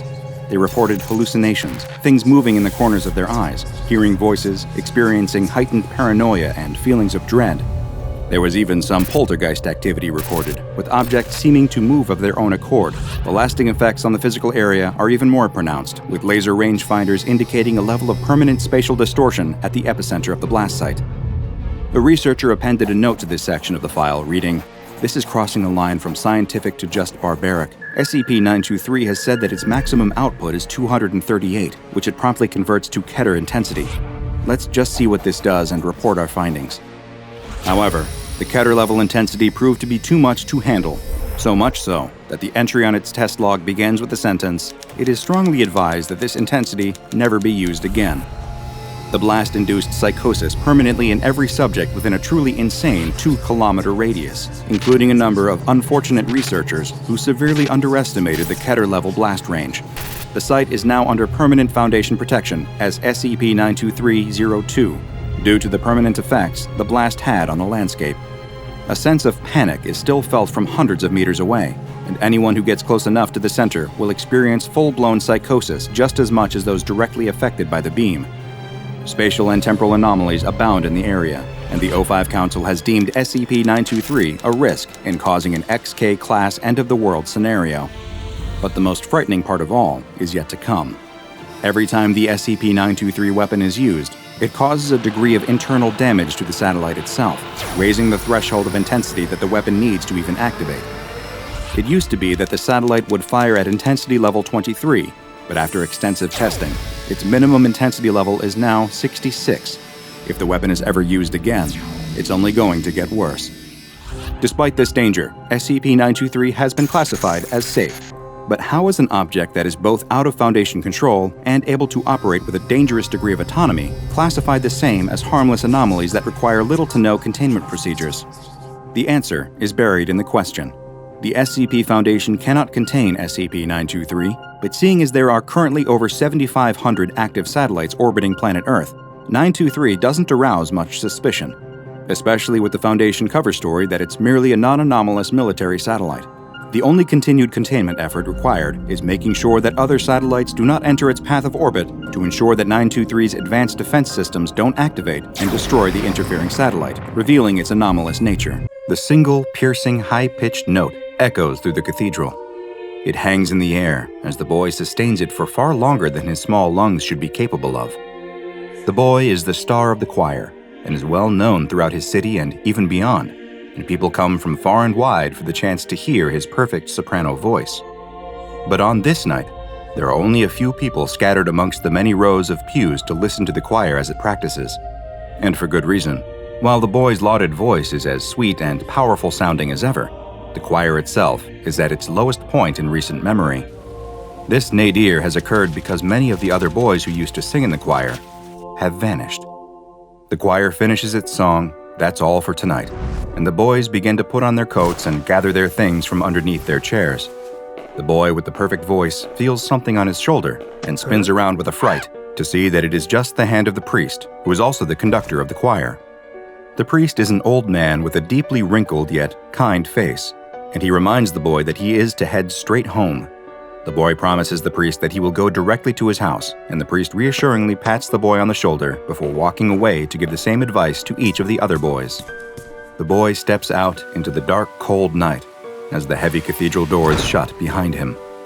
It's softly raining, and he pulls his coat shut to try to keep out the damp and cold. As the boy begins to walk, he takes note of the closed newsstand across the street. The day's papers are still hanging outside and tell of yet another boy who has gone missing, this one from the next town over. There are still no leads in the cases, and parents have been growing angry with the police over the lack of any progress. As the boy walks down the darkened street, he fails to notice the shadowy figure that has stepped out of a dark alley near the cathedral. But soon, he hears the sound of feet on the wet sidewalk behind him.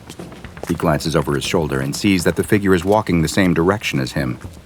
The boy looks back straight ahead, not wanting to draw any more attention to himself, and tries to increase his pace. As the boy walks, his well-trained ears quickly detect that whoever is walking behind him has sped up as well. The boy doesn't run, but he feels a surge of real fear begin to rise inside of him. The boy picks up his pace even more, and again hears the person behind him increase theirs. The boy is walking so fast now that if he went any faster, he'd have to break into a run. His house isn't far, though. He turns a corner, and he can see it, a quaint little home with warm light pouring out through the windows. He knows that inside his mother will be standing in the kitchen cooking dinner. He knows that inside is protection from the night and shadows. The boy looks behind him and sees the figure round the same corner. The boy can't wait any longer, and he starts to run. And he sees over his shoulder that the figure has begun to run as well. The boy is sprinting as fast as he can, his feet kicking up water from the sidewalk. He can hear the figure getting closer and closer to him, their long legs outpacing his own with ease. He's so close to his house, though. He's so close to being dry and warm and safe. He slides to a stop on the damp stones in front of the door and reaches out for the handle. Inside the warm little house, the woman cooking dinner is startled by the sound of the door suddenly bursting open. She turns to see an empty doorway. She steps out into the street, but it too is empty. Nothing present but the sound of the wind, and the almost imperceptible sound of a single note being sung, a beautiful, high-pitched note. What happened to the boy who was once the shining star of the cathedral's choir? And what of the other missing boys? Where did they all go? Perhaps they went to SCP-2678, a mysterious spatial anomaly that is also known as a city all of blood. SCP-2678 is an extra-dimensional space that so far is known to be accessible through exactly one entrance, a door in the basement of the Siena Cathedral in Siena, Italy. Strangely, the extra-dimensional location behind the door is only able to be entered by individuals who hold what could be termed traditionally Catholic beliefs. Perhaps even stranger, though, is that when it was first discovered, the door to the space was barred, and a metal placard had been placed next to it that read, SCP Foundation Department of Abnormalities. This might not sound especially odd, but it came as quite a surprise to the agents investigating it, as there is no record of there ever having existed a Department of Abnormalities within the SCP Foundation. Other than SCP-3790, of course, which is another padlocked room bearing a similar sign, but that file has been locked by the O5 Council, and we will have to save our exploration of that for another time. Back to SCP-2678.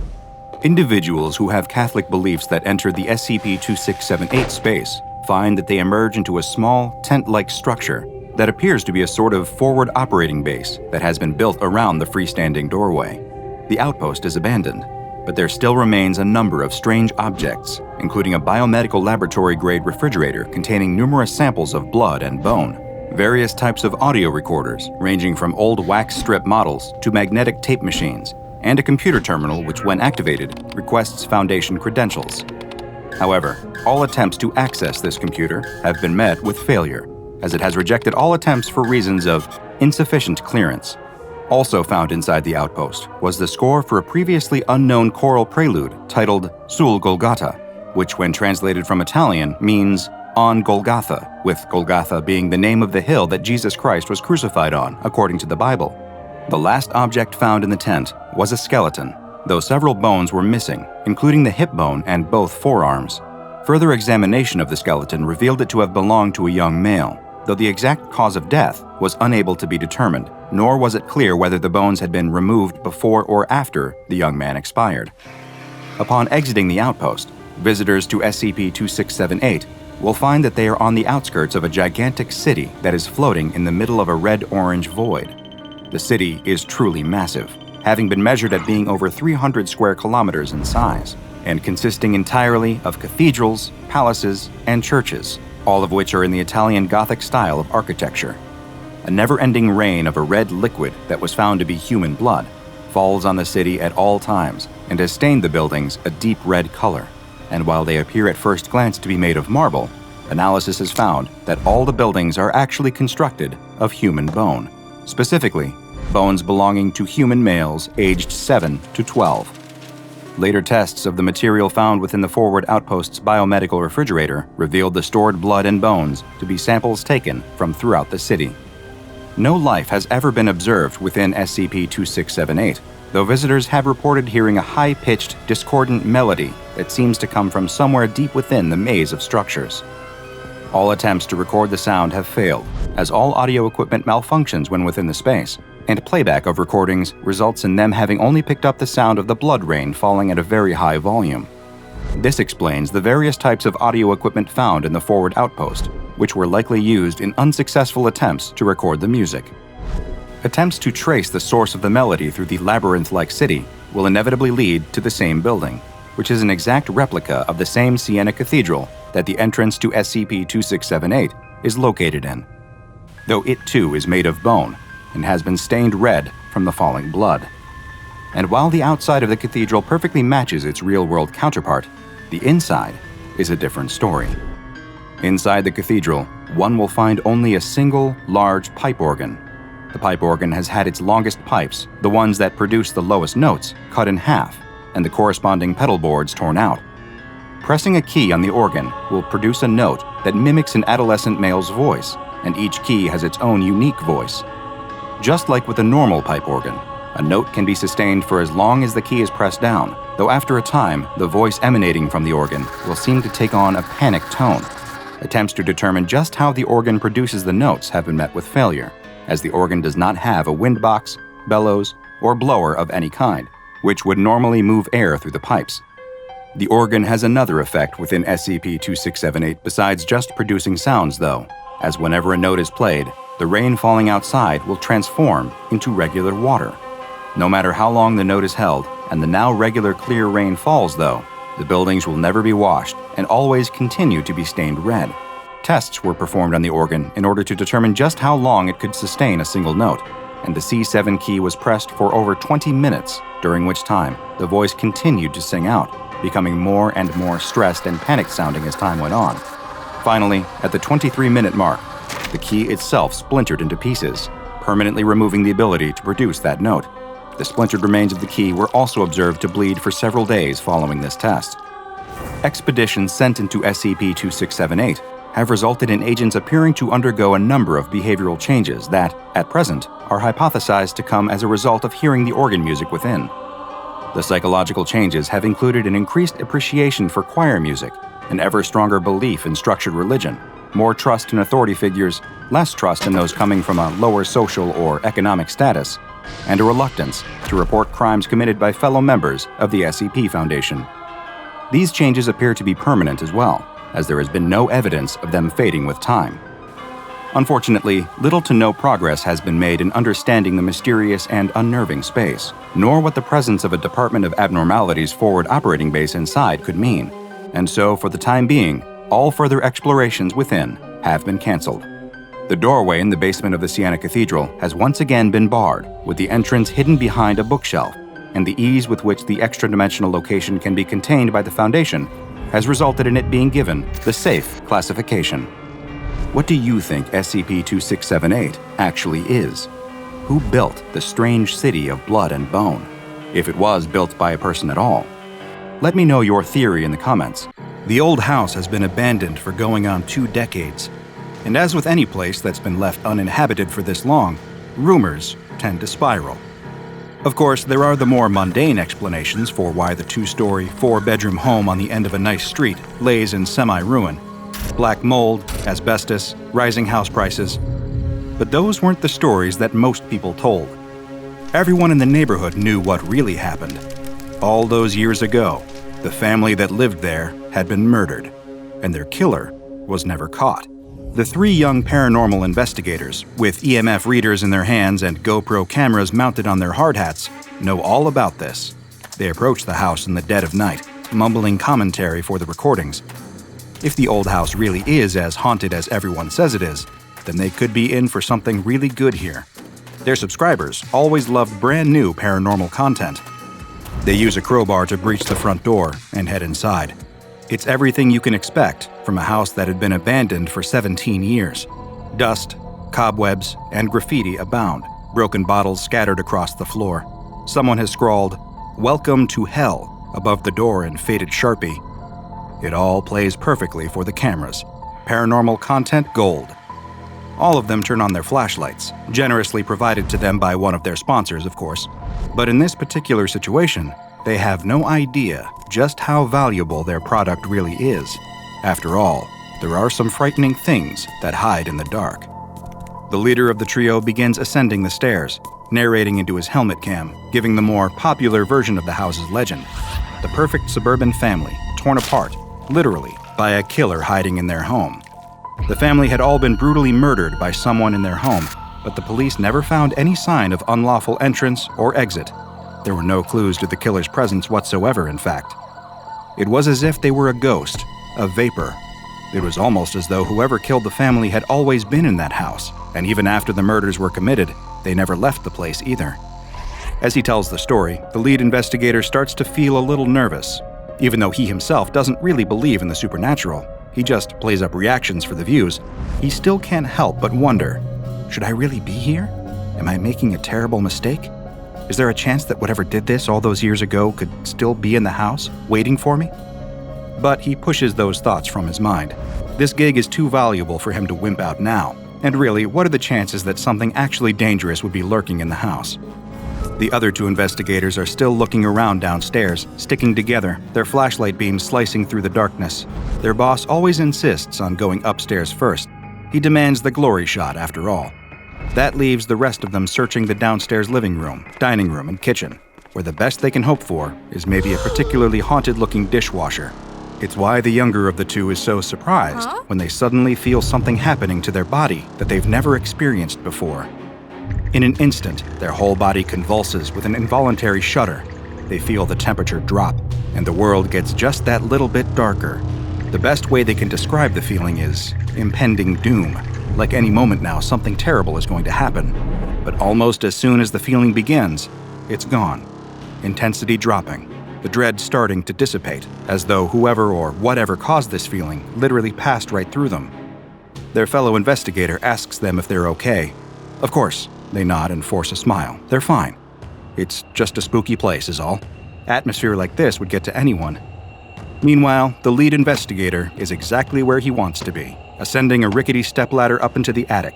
The very same attic where, all those years ago, the police had found what was left of the family. And from everything he'd read on the subject, their remains weren't a pretty sight, even by true crime enthusiast standards. He enters the attic and shines his flashlight around, capturing all the dusty old boxes left to rot in the cold. He's engrossed in the macabre spectacle of what had once been the worst and final moments of a group of strangers' very real lives. The attic is full of spider webs and shadows. They're so ubiquitous that as the lead investigator pauses to tell his camera the next chapter of the grisly tale, he doesn't even notice one of the shadows peeling off of the wall behind him. It wafts silently towards him like a gust of midnight air. Little by little, the blob of shadow starts to take on a vaguely human shape. It leans forward in the investigator's direction, arms extended like a classic movie monster. Long, dark claws slide out of its shadowy hands. Downstairs, the other two investigators hear the most terrible scream. For a moment, the more fantastical thought crosses their minds. Could this be one of the tormented souls of the departed family, longing to be heard after years of silence? Then it occurs to them that they recognize the scream. It belongs to their boss. The two of them charge up the stairs, flashlights in hand, as the screaming starts to become more desperate and pained, like that of a wounded animal with its leg caught in a trap. Those terrible wails are echoing down from the open hatch leading into the attic. It's so dark up there, something must have broken his flashlight. That's when they notice something else. Red, dripping from the open hatch. For a moment, they hesitate, wondering what could be going on up there. Could they really help, or would they just be running into the danger themselves? But soon, their desire to save their boss's life overpowers their fear. They grab the ladder and start climbing, feeling the dripping blood on the worn wooden rungs. When they finally get up into the attic, it feels like the scream is coming from everywhere, bouncing off the walls in a terrible, echoing cacophony of pain. They turn in all directions, hovering their flashlight beams around the room in wide, sweeping arcs, until both fall on the source of all this terror. And when they see it, they can't help but scream too. The lead investigator's body is floating about a foot off the ground, his screams now fading into pained gurgles. Something huge and dark is lifting him up with one hand and sinking the long, dark claws of its other into his neck. The second the twin flashlight beams concentrate on the creature, it drops the lead investigator's bleeding body down onto the ground. His skin slate gray, his feeble twitching slowing to a halt as the last of his life drains from him. Two glowing red pinpricks open up in the face of the dark figure, eyes like terrible, burning coals etching themselves into their memory. Like smoke, it continues to glide backwards further, seeking refuge in the dark, a safe haven amongst the other shadows. By this point, the two surviving investigators know there's nothing they can do for their boss anymore. All that's left is to get out and survive. They have to save themselves. They turn, wasting no time running towards the exit. They don't notice it, but the second they turn the beams of their flashlights away, the shadow's terrible eyes disappear, and it starts advancing towards them again, its claws outstretched and grasping for them with awful fury. The shadow creature grabs at their heads as they make their final leap for the exit. However, all the monster can pull away are their helmets and helmet cams as they scramble down the ladder and then down the stairs, running at speeds they didn't even think possible as the shadow slithers down behind them. It doesn't give up. It wants their lives. It wants their warm human blood on its claws. They clear the threshold of the accursed house and keep running to their car. One looks over their shoulder and sees the shadow leave the house, gaining on them, both claws outstretched and ready to rend their flesh. The two climb into their car. They see the shadow coming towards their window. It's moving so quickly, only a few feet away now. It's getting closer and closer and closer. Ignition. The car starts up and the driver smashes the pedal down. They take off, quickly accelerating up to illegal speeds as the shadow continues to chase, slowly getting smaller and smaller in the rearview mirror. A distant nightmare. A terrible, dark ghost. As it finally disappears, they feel a moment of safety. But really, only a moment. Because it occurs to them then that they cannot say, with any confidence, that this monster won't just be waiting for them when they get home. SCP-428, also known as Eyes in the Dark, is one of the more frightening and dangerous anomalies contained by the SCP Foundation. Of course, it likely won't be causing an XK-class end-of-the-world scenario anytime soon, But if you happen to run into this nocturnal monster, it's likely to cause an end-of-you scenario and remove you from the world with extreme prejudice. There's no way of telling just how many lives it claimed before the SCP Foundation finally got it into containment, and perhaps it's best to just not think about that. SCP-280 is a black wraith-like apparition that floats at roughly average human height, with no visible legs or feet, as the lower portion of its body simply fades away before it reaches the ground. In its dormant state, the entity may appear to be little more than a shadow, easily dismissed, especially in dark environments. This comes as a natural result of the being's frightening ability to become intangible at will, and only become physical when it enters a state of active aggression toward a human target. In this intangible state, victims have even been known to walk through the shadowy mass by accident. While this doesn't lead to any detrimental physical effects, victims report that being inside the creature can lead to heightened states of anxiety, fear, and dread. Despite its body being wholly composed of an unidentifiable black matter, when exposed to light, the creature does begin to express a pair of glowing dots on its head similar to eyes, hence its frightening nickname. However, all tests indicate that these eyes aren't actually functional. Instead, they appear to be a kind of defensive measure, like false eyes on the carapace of an insect.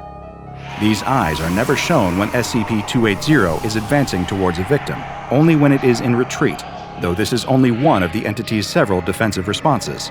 If an area where the creature is residing becomes fully illuminated, or a sudden flash of extremely bright light is directed against it, then it will immediately dematerialize and appear in a different area.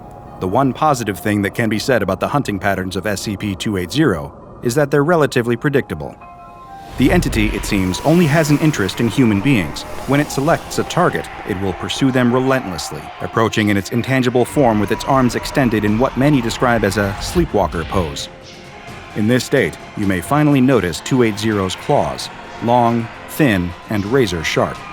It may silently approach while the victim is turned the other way, or while they sleep soundly in bed, or even when they're paralyzed in fear at the very sight of it. When SCP-280 closes the distance, it will begin to rip and tear at its victims with its claws, causing massive physical trauma and, in some cases, death. Attacks range from 1 to 5 minutes of being relentlessly clawed at by the beast. When the attack is over, it will simply expose its eyes, become intangible once more, and escape. You will not be able to overpower the creature. Foundation tests have shown that it has extreme physical strength, and it's capable of tearing apart solid steel with little effort. If it can't find any humans to victimize, then it will simply remain dormant, pressing itself up against a wall, in a dark corner, or within some other structure. Which is why, if ever you feel nervous about a certain dark corner in a room near you, it is best to remove yourself from the situation as quickly as possible and remain in a brightly lit area. It would perhaps be comforting to believe that SCP-280 is acting on some twisted form of animal instinct. After all, while the results may seem horrific to us, every organism has to eat, right? Well, sadly, that isn't the case here. SCP-280 does not appear to eat, sleep, or breathe to survive, and it never consumes any of the matter torn from its victims. The best working theory is that the entity simply enjoys the harm it causes, taking a degree of perverse pleasure in hunting down and murdering its targets. There is no better nature to appeal to here. The SCP Foundation's ability to study the creature's biology has also been stunted, in part due to the creature's highly aggressive nature, and also the fact that its selective intangibility makes gaining physical samples almost impossible. Even capturing and containing the creature in the first place came partially out of blind luck. It first came to Foundation attention after a series of mysterious locked-door murders in a small Mississippi township. In the most recent case, an entire family had been brutally murdered in their home, leaving only one survivor. A traumatized 9-year-old boy named David, who'd locked himself in the basement when he started to hear the screaming. He was so terrified by the things he saw that night that he remained in a catatonic state for weeks afterwards, completely unresponsive to outside stimulus. But one little detail saved his life. A flashlight was clasped in his white-knuckle grip, shining a bright beam of cold, white light onwards. When David was removed and placed into medical care, officers began searching the building for any kind of clues as to how the other 4 family members were murdered. However, during this investigation, the police were just as vulnerable as the victims who'd been so recently slain. While one officer was wandering around the attic, looking for any evidence they may have missed, SCP-280 emerged from the darkness and attacked, tearing into his body with its long, deadly claws. Luckily for the officer in question, he survived the incident, though he was badly wounded. His report on the matter, including the ardent claim that he was attacked by a being, quote, made from black smoke, caught the attention of SCP Foundation operatives embedded in the precinct. They soon took over the investigation and descended on the house, hoping to tag and bag whatever had been behind all these deaths. This would be easier said than done. While Foundation field agents canvassed the home, they simply walked past the creature multiple times, discounting it as a mere shadow. After all, it only had these easily identifiable glowing eyes when it was in a retreating position. Even when it entered its physical state, operatives brushing up against it generally dismissed the sensation as hair, clothing, or some other object touching them in the dark. This already bungled investigation got even worse when the Foundation decided to introduce high-intensity lights into the equation, hopefully flushing the creature out. This, of course, only caused it to dematerialize and appear elsewhere. The chase ended in an almost farcical fashion, a cavalcade of Foundation agents chasing a cloud of smearing black smoke across a Mississippi field at 2:30 a.m. Thankfully for the human race, the entity was, at the very least, eventually secured and contained. However, this wouldn't be the last time it was out of containment. During a series of tests with different types of illumination, intending to test SCP-280's reflexes, it disappeared from its chamber. It seemed almost to sink through the different levels of the illuminated site, before coming to rest at the containment chamber holding SCP-1591.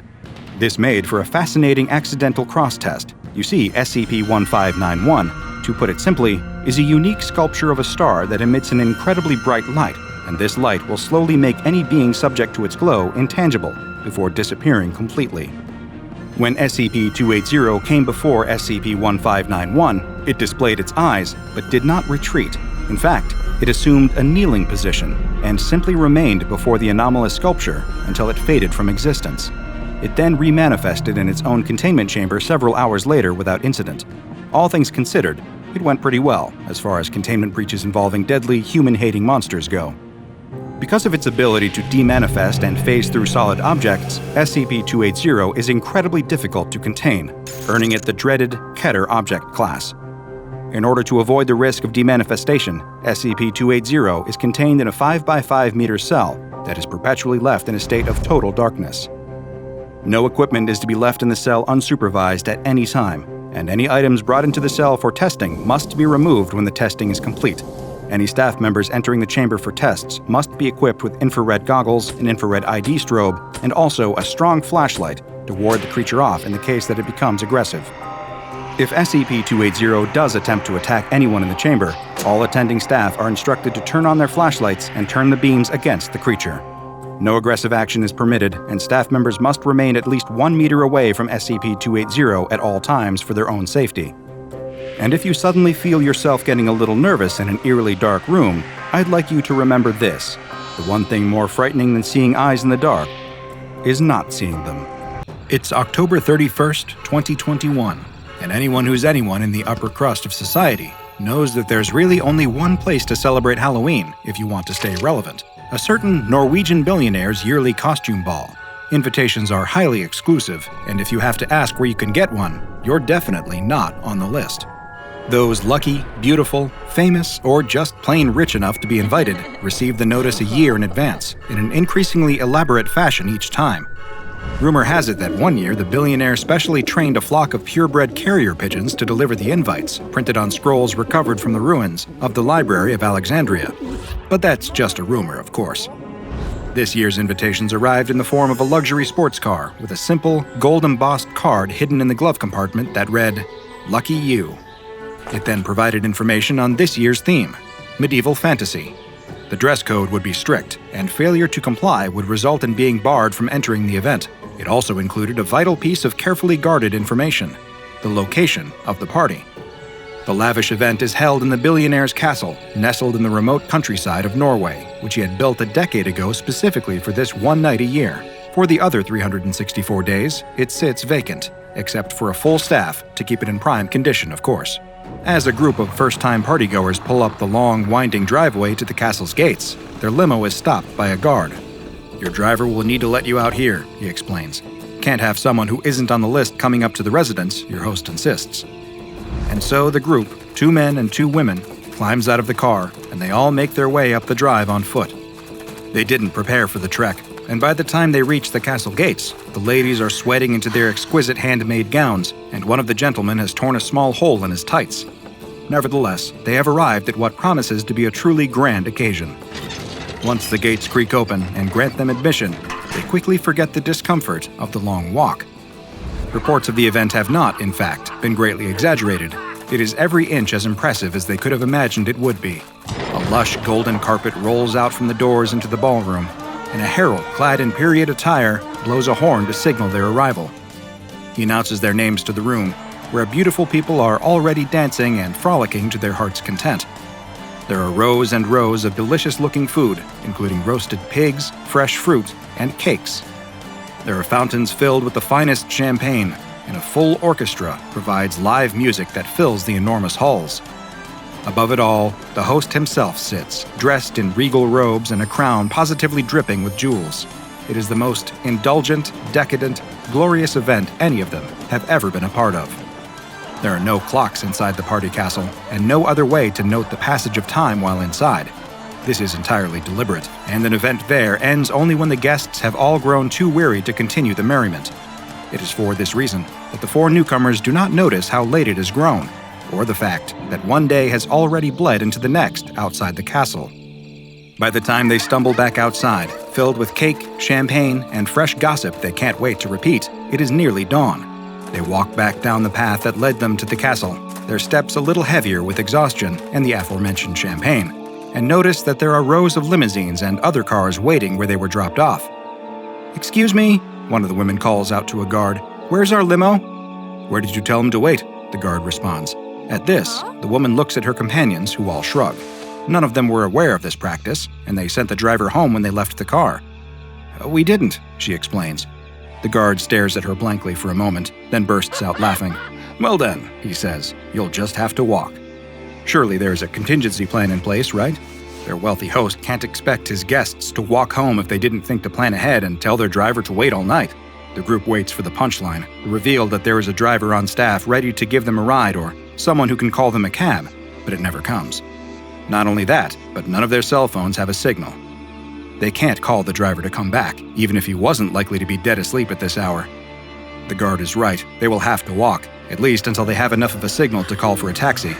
So, with no other option in sight, the disillusioned partygoers begin the long journey back to civilization. Light is beginning to trickle back onto the landscape, allowing them to at least see where they are going, but it is still mostly dark as they make their way along the road. "Are we safe out here?" one of the men asks. "From what, muggers?" the other replies. "There could be bears out here," one of the women remarks. "No," the other woman insists. "The bears are all hibernating this time of year, aren't they?" They all collectively shiver at the thought of encountering a bear or anything else out on this lonely road, with nowhere to hide and no way to defend themselves. Best not to dwell too long on that thought, or they might find themselves paralyzed with fear. They still have who knows how many steps left to go before they can relax. They walk together in silence for a long time, listening for the sound of any dangerous criminals or bears creeping up behind them, but nothing comes. As they slowly progress, the sun begins to emerge on the horizon, flooding the landscape with warm light and chasing away the fear of the dark. "Look," one of the ladies finally breaks the silence. "Up there!" She points, directing her friend's attention to a hill up ahead. There, they can make out the silhouettes of men on horseback, wearing suits of medieval armor. They're dressed as knights, like something out of a King Arthur story. "They must have come from the party." The others nod, agreeing. "Maybe we could ask for a ride?" one of the men suggests. "Or to borrow a horse," the other chimes in. In agreement, the four approach the knights in shining armor, waving their arms as they go. "Halt! Who goes there?" shouts one of the knights. "Oh, there's no need for that," the other woman laughs. "We came from the same place." "Art thou friend or foe?" the knight asks. He does not remove his helmet. His hand rests on the hilt of his sword. Thinking it all must be some kind of joke, the group of partiers continues up the hill. Spurred to action, the knight draws his sword, brandishing it threateningly. This is enough to stop the group in their tracks. "Is he serious?" mutters one woman to the other. "I can't tell," she replies. "That sword looks pretty real, though." Behind them, they hear the clip-clop of hooves and turn to see two other knights sitting atop massive black horses, brandishing weapons. "I think we should go," she yells to her friends, gathering her skirts and running back down the hill, but the rest of the group don't seem so willing to turn back. "You want to play a game? Then let's play," says one of the men as he draws his own sword, a perfect replica of one wielded by a character in his favorite fantasy television series, and tries to wave it back at the knight, but he promptly drops it on the grass. It's much heavier than he thought it would be. "Leave this place now, or face your death," a voice bellows from above him. "Now wait just a minute, who do you think you're talking to?" the man says as he bends down to pick his sword up again. But before he can finish, there's a flash of glimmering steel in the sunlight, followed by a spray of dark red liquid that hits the rest of the partygoers. They watch in silent horror as the man's head rolls off his shoulders before looking back at the man on horseback. This isn't a game at all. The blood-stained partygoers turn and run from these frightening strangers on horseback, but they can hear the thunderous hooves following them, the clank of the metal armor. The woman who first began to run looks back over her shoulder and can't believe what she sees. It's a rout as the mounted knights chase their fleeing foes, cutting them down in their retreat. All she can do is run and hope that they're too distracted with their current quarry to come after her. She doesn't know how long she runs before the sound of the massacre starts to fade out, but eventually, it does. Unable to run any longer, she collapses in the grass, frightened and confused by all that has happened. But with a scream, she jumps to her feet once again as she hears footsteps behind her. "You can't sleep here," says a man with a harsh barking voice. "This is a restricted area." Before her stands the second group of armed men she's seen that day. This time, they're dressed in modern military attire. The Norwegian army? She can't be sure. The man doesn't have an accent. She starts to plead with the man, but he abruptly cuts her off. "What year is it?" he asks, his expression serious. She answers, confused, giving him the current year. He relaxes. "This area is closed to the public. It's not safe for you to be here. Let me escort you out of the perimeter," he offers. She tries to tell him what she's seen, the strange men on horseback, her friends being slaughtered before her eyes. When the man asks how she got there, she lets the whole story come pouring out. The billionaire, the invitation, the party. In her frantic state, she doesn't notice one of the guards, who radios to someone that it looks like he's done it again. The man questioning her changes his tone. He doesn't seem at all concerned about a murderous group of medieval knights in the woods. "Sounds like you had a bit too much to drink," he tells her before putting a comforting arm around her shoulders. And she doesn't even notice the syringe until she feels a prick on her upper arm before losing consciousness. The woman would be returned home and have no memories of the events that she witnessed. She'd never remember how much danger she was in when she had a brush with SCP-526. SCP-526, also known as the Valhalla Gate, is located on a hill in Norway. The SCP Foundation has hidden information on the gate's exact whereabouts, no doubt to stop curious civilians from wandering into danger or filming short viral videos. But if you find yourself in the Norwegian countryside, it can still easily be identified. Simply look for a ring of 9 stones, each standing at about 2 meters tall, placed in a 10-meter radius at the top of the hill. If you're not certain whether you're in the right place, or if you just happened upon another mysterious stone circle, look for the runes inscribed on the inward surface of each one. If the runes are there, you're in the right place. Or the wrong place, depending on who you ask. Every day at sunrise, give or take about 15 minutes, the gate will open and release a group of warriors from any point in history, fully armed and outfitted for battle.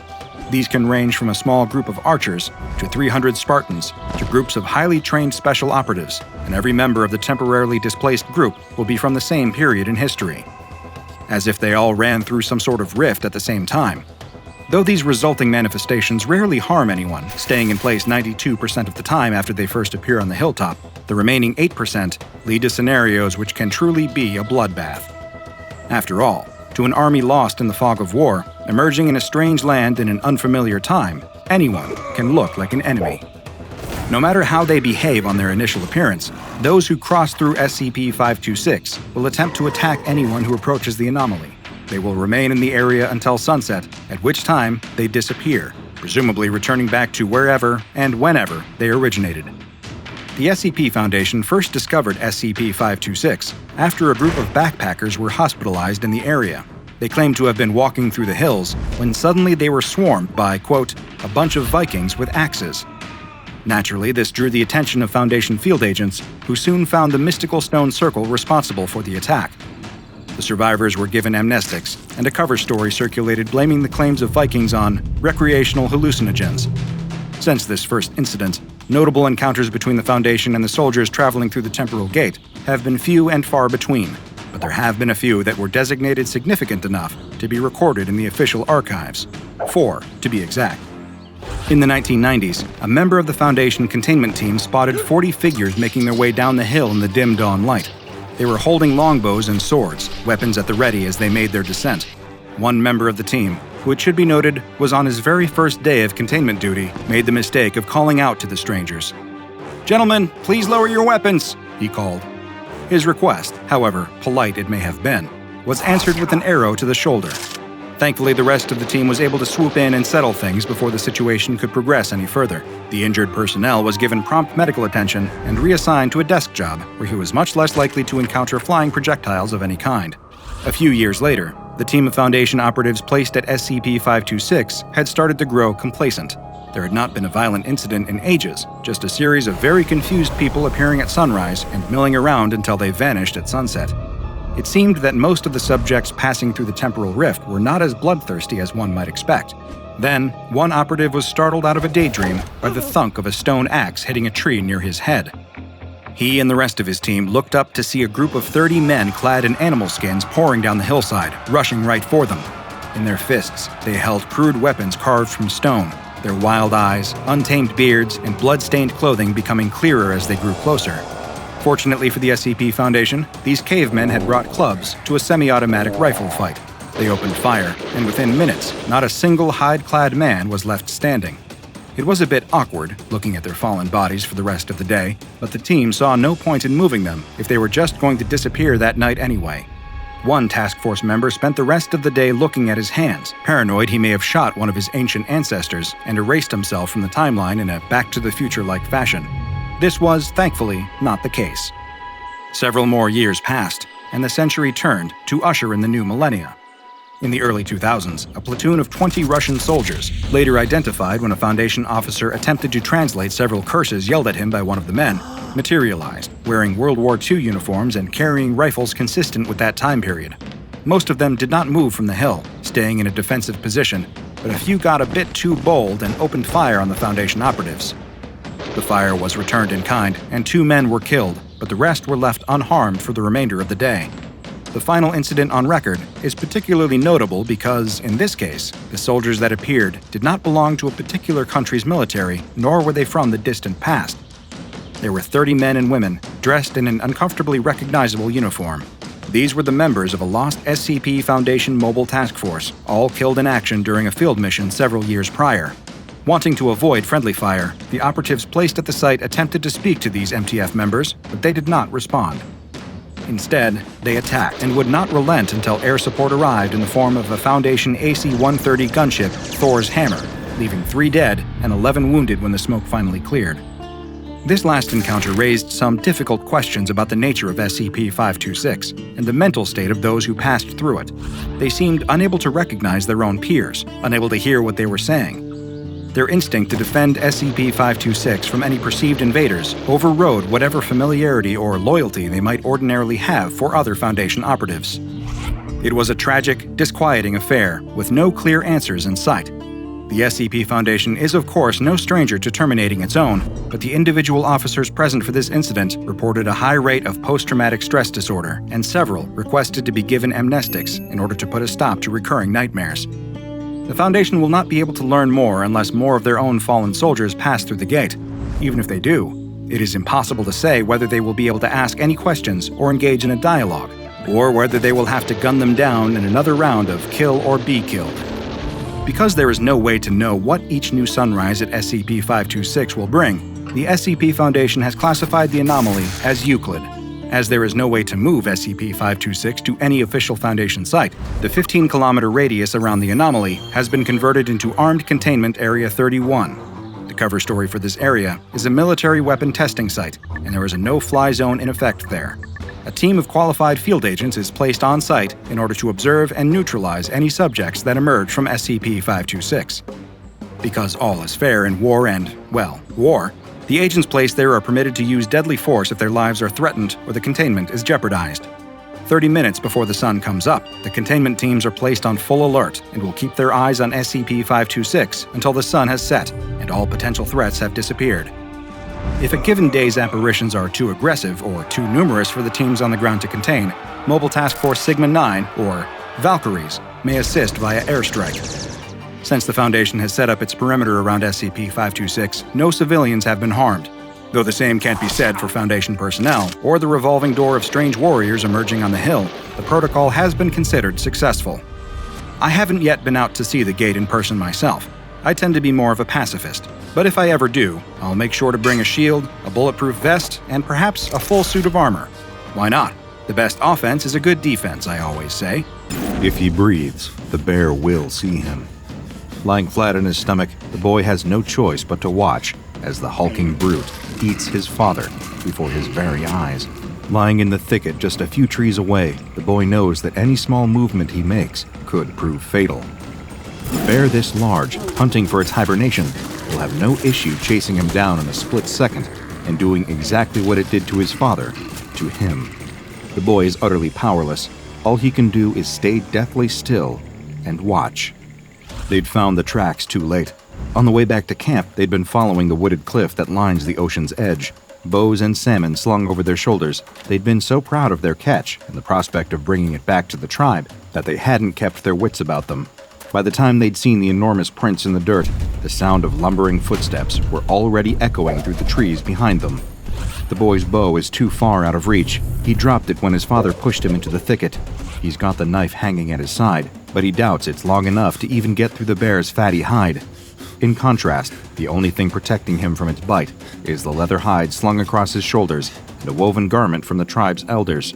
One slash of the bear's claw, and he'd be. A breeze ruffles his hair. The boy's eyes widen in horror. That wind hadn't come from in front of him, but from behind, blowing his scent, his fear, directly towards the bear's nostrils. The boy plants his muddy palms into the dirt, staring at the animal. Its nostril twitches, then twitches again. It half turns its head, sniffing the air. Maybe it won't bother with him. The bear's turning back to its meal already. The boy lets out a sigh of relief, and a twig snaps. The bear snarls and whips its head around. For a second, the two of them lock eyes, predator and prey. Then the boy takes off running. Fast as he can, he leaps through the undergrowth, ferns and nettles whipping at his shins. He fumbles the knife out of its sheath and slings the water skin off his shoulder, throwing it wildly behind him. He doesn't know if he hit the bear. He doesn't have time to turn around and see. It's going to be on him in an instant. Up ahead, he sees sunlight streaming through the thick trees, the cliff edge. If he can just get to that, maybe he can climb down and... No, there's no time. Besides, bears are better climbers, better swimmers, better runners. All the boy can hope for is that he's a better jumper. Him and the boys from the tribe have leapt off plenty of cliffs along the shore, but never these ones. There are too many rocks, too many shallows. But the thundering of four enormous paws behind him is looming larger and larger. He can almost feel the bear's hot breath on the back of his neck. There's nothing for it. Here goes. The trees clear, the sun blasts his skin, a claw slashes at his back, and the boy launches himself into the air. The wind carries him. The weightlessness of wheeling his arms and legs through the empty sky is almost enough to make him laugh with joy, until the boy looks down. The cliff is higher, much, much higher than he'd realized. His momentum carries his torso forwards into a tumble. He's not going to land straight, and he can see jagged rocks everywhere beneath him. The boy closes his eyes and crashes into the sea. All of the air is slammed out of his lungs. His knee hits something hard and sharp in the water. A swell throws him away from the shore and pulls him deep. Without air in his chest, he can't float. Kicking hard as he can, the boy swims upwards, eyes still screwed shut. His face bashes into a sandy rock. No, that's not upwards. Which way is it? Which way should he swim? The ocean current rolls him over and over. Darkness fills his mind. But his feet find a hard surface, and he pushes against it, launching himself through the water, kicking as hard as he can. The darkness fades. Light. The boy's head breaches the water, and he splutters for air, rubbing the water out of his eyes. He looks around wildly. The sea has carried him away from the cliff and out into open water. It's lifting and dropping him with each wave, carrying him this way and that, like a flower in the wind. And there, traversing the cliff face, scrambling down the rocks, is the bear. The boy's stomach turns. It reaches the bottom of the cliff and sees him there in the water. Tipping back its head, it roars at an almighty volume, deafening the boy over the sound of the waters. Even from this distance, the animal looks impossibly large. It dwarfs the boulders that line the water's edge. It slips into the water, barely making a ripple, and kicks off from the shore. Going straight for him, the bear is covering the distance so fast, he only has seconds left. With barely the strength to keep himself afloat, the boy knows he'll never be able to outswim this creature. Instead, he takes a deep breath and looks up at the woods, remembering all of the happy moments he'd spent in there with his father. A current swells beneath the boy and almost throws him out of the water. An enormous shadow flies through the depth beneath him. A whale? It couldn't be. Whatever it is, the shadow is swimming straight at the advancing bear.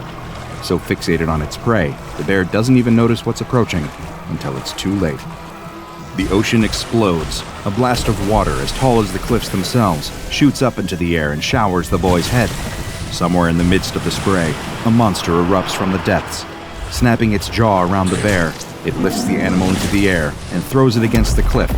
The impact is so strong that a small landslide follows the bear's rolling body as it tumbles back towards the water. But the boy has eyes only for the monster emerging from the sea. Crawling up the rocks with one gnarled foot after another, the boy can hardly make sense of what he's looking at. It seems to have some kind of scaly hide, harder than the rocks surrounding it. A wave crashes against the monster as it leers over the bear and sinks its teeth into the animal's hide. Unable to look away, the boy kicks out and starts swimming away up the coast. Only once he's a long way around the bay does he dare to clamber out and back onto land. That night, once the rest of the tribe have gone to sleep, the boy can't help but lie wide awake in his tent.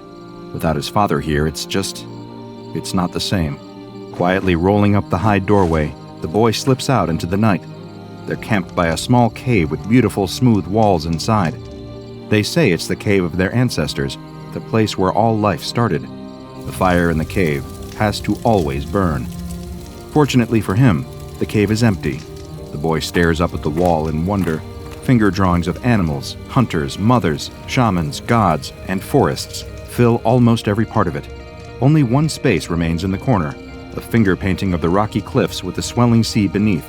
Dipping his finger into the paint, the boy sits by the wall and starts to paint. A terrible monster crawling out of the sea, with a scaly hide stronger than any rock. That's it. You know that from just some finger painting. The archaeologist turns to the group of researchers surrounding him in the cave. UV lights are set up all along the walls, with the blue and violet shapes revealed all across the stonework. The archaeologist can't help but empathize with the spiritualism of their long-forgotten ancestors who'd lived in these caves thousands of years ago. The professor was the one who asked the question, a cold woman, standing well over 6 feet tall with a crop of fiery ginger hair.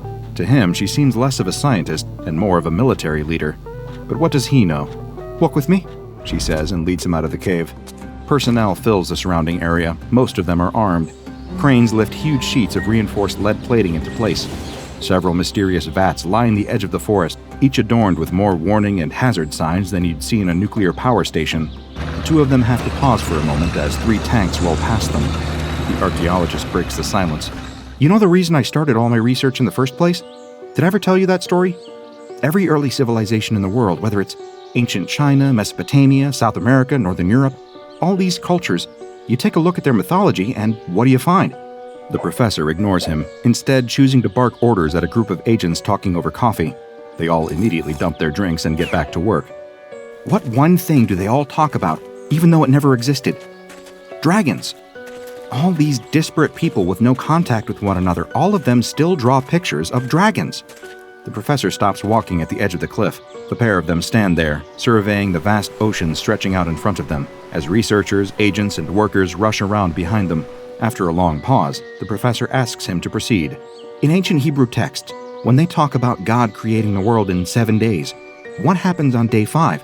The professor flicks the hair out of her eyes and replies curtly, "God created fish in the sea and birds in the sky." Well, not exactly. Look at the original Hebrew. He created all of the fish that teem in the sea, sure, but he also created Leviathan, a serpent-like monster from the depths, as old as the world itself. You think that's what we're dealing with? Maybe. Or something worse. By nightfall, preparations are operational. Enormous floodlights switch on, one after another, illuminating an enormous steel box with an open lid at the top, surrounded by armed agents, huge net launchers, and several tanks. It all seems a bit excessive as far as the archaeologist is concerned.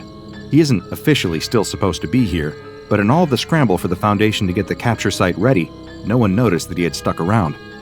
From the viewing platform several hundred meters away, he has to watch it all unfold through a pair of binoculars. Out above the water, suspended from one of the cranes, is an elephant carcass.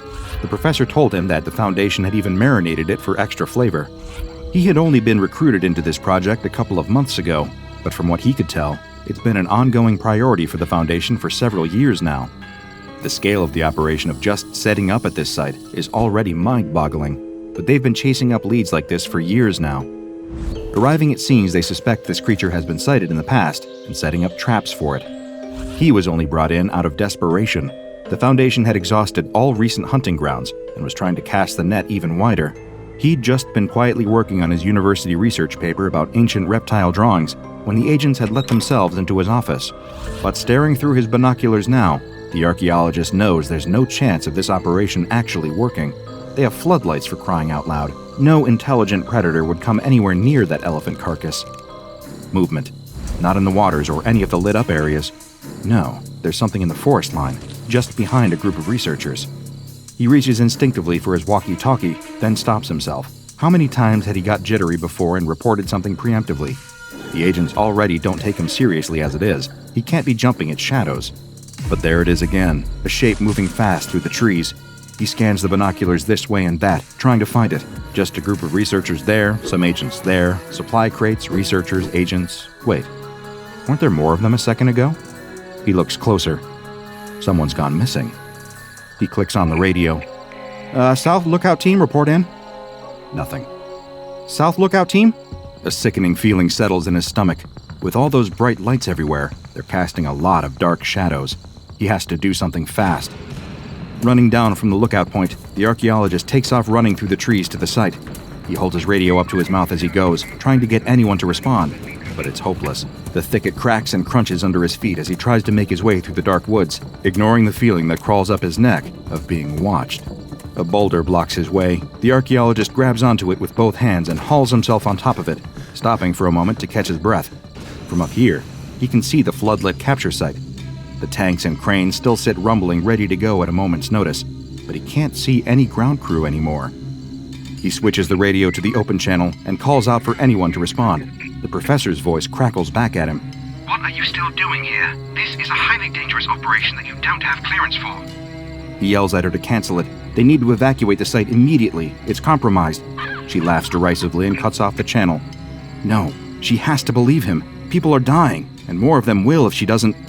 The archaeologist whispers to himself in the darkness. It's no monster. It's just an innocent creature. You're playing with a power you don't understand. It's strange. For a moment, he swears he almost hears a voice whispering something back to him in the woods. But when he looks around, he's all on his own. He has to keep moving. The creature could be anywhere.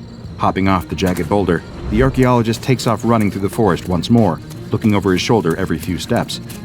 The light must be playing tricks on him. In the darkness, he can't see the boulder he was standing on a moment ago anywhere. He bursts out of the tree line and into the clearing right next to the steel box. A ramp leads up to the top of it, with a large trap door suspended over the open lid. Well, if he wants to be seen and heard, that's where he needs to go. The archaeologist runs up the ramp and waves his hands wildly in the air. The tanks all turn their turrets to aim at him. The crane holding the enormous steel lid for the enclosure looms menacingly above his head. And there, marching out onto the field, looking absolutely furious, is the professor. Her red hair looks more like a ball of flames right now. We need to evacuate the site now! It's here! She snarls and marches up the ramp to meet him, jabbing a finger in the archaeologist's face. He suddenly realizes how much taller she is. You are not jeopardizing our one chance of catching this thing. Get out of the way, or I will have you detained.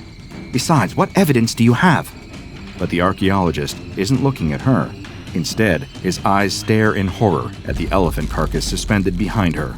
There was a huge, reptilian bite mark taken out of it. A testing bite, like the ones given by sharks. She turns to follow his gaze, and all of her rage is washed away in a sickening delight. It's here. A scream from the crane holding the elephant makes them both jump, but by the time they look up at the cabin, all they see is a hulking shadow leaping away into the darkness. The professor clicks on her walkie-talkie and starts issuing commands. No one responds, except the tank crews. She tries again. Radio silence. Now the gravity of the situation really starts to hit her. Eyes wide with panic, she runs off down the ramp, barking into her radio and leaving the archaeologist up here on his own. Suddenly, under all of these lights, he feels very exposed. It could be anywhere in the shadows. Footsteps, heavy, planted footsteps tremor through the ground, and out of the woods walks the creature. Several meters long, fat from all of its hunting, the beast that would soon be known as SCP-682 slinks into view. It looks up at him, standing there on the trapdoor over a metal box, and looks like it's almost ready to laugh at how easy this will be. Boom! The tank blast hits the creature square in the torso, knocking it sideways. Boom! Boom! Boom! The three tanks open fire one after the other, laying round after round into the colossal reptile, kicking more and more dust into the air. Before long, there's a crater in the ground so large that it looks almost like an asteroid hit it. Smoke and dust fill the air. The archaeologist's eyes fill with tears. That majestic creature, roaming the earth long before mankind ever did, exterminated just like that. Cowards. That's what people really are. Cowards. But as the dust clears, a groaning sound echoes around the clearing. The archaeologist shields his eyes and peers into the crater as best he can, but there's nothing there. Boom! He wheels around and almost falls backwards in shock. The SCP has snuck through the haze and leapt onto one of the tanks. It bites and tears at the armored bodywork, doing all it can to destroy it. In a panic, two of the tanks point toward one another and fire, destroying themselves in the process. The creature rounds on the remaining tank and bites down hard on the barrel.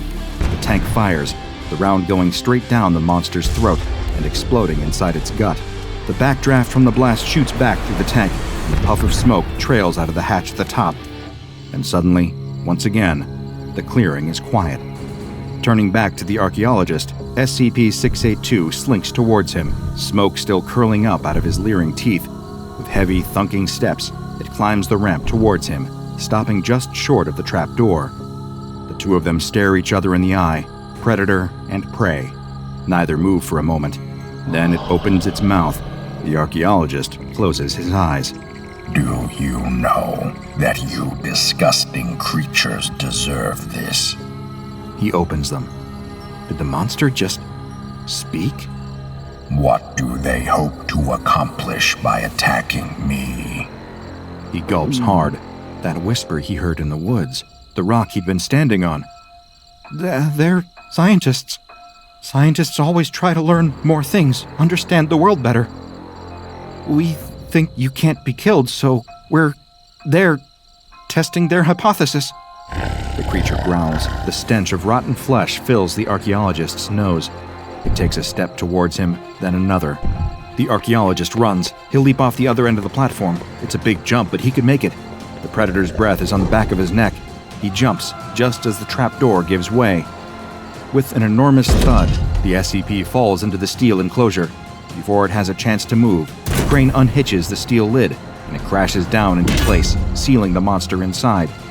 The archaeologist lands in the dirt and rolls onto his back to see the professor, wild-eyed and cheering, up in the crane's cabin. He lies there on his back, panting and staring up at the stars. A clunking sound echoes through the clearing, and the gurgle of a liquid flowing through pipes. He sits up, adrenaline still pumping through him. The professor has plugged a pipe into the metal enclosure and is running gallons and gallons of liquid into it. He follows the tube with his eyes, all the way to the enormous hazardous vats on the edge of the clearing. Hydrochloric acid. His eyes widen in horror. The professor laughs at him. Come on, cheer up. We're just scientists, that's what you said. Just testing a hypothesis. The full moon hangs heavy in the night sky over the dense jungle canopy. Below, the darkened palm trees stand silent in the humid air, festooned with vines and lianas. And tropical insects hum in the undergrowth. The night is quiet and dark here, far from the city, in one of the farthest, most secluded provinces of the Philippines. One would hardly expect anyone to be out at this time of night. The young woman is hurrying home, carrying a lantern before her face so that she can see where she's going in the pitch black of the night. Her swollen belly reveals that she's at least several months pregnant, her new middle throwing her off balance just enough that she has to be careful not to stumble. A woman in her condition, she thinks, shouldn't be out at this time of night, and certainly shouldn't have to do household chores like this. But the work has to get done, no matter what. She carries a basket of wet laundry under her other arm. She is returning from washing her clothes in the river, and if she had planned things out better, she would have been home long before the moon rose.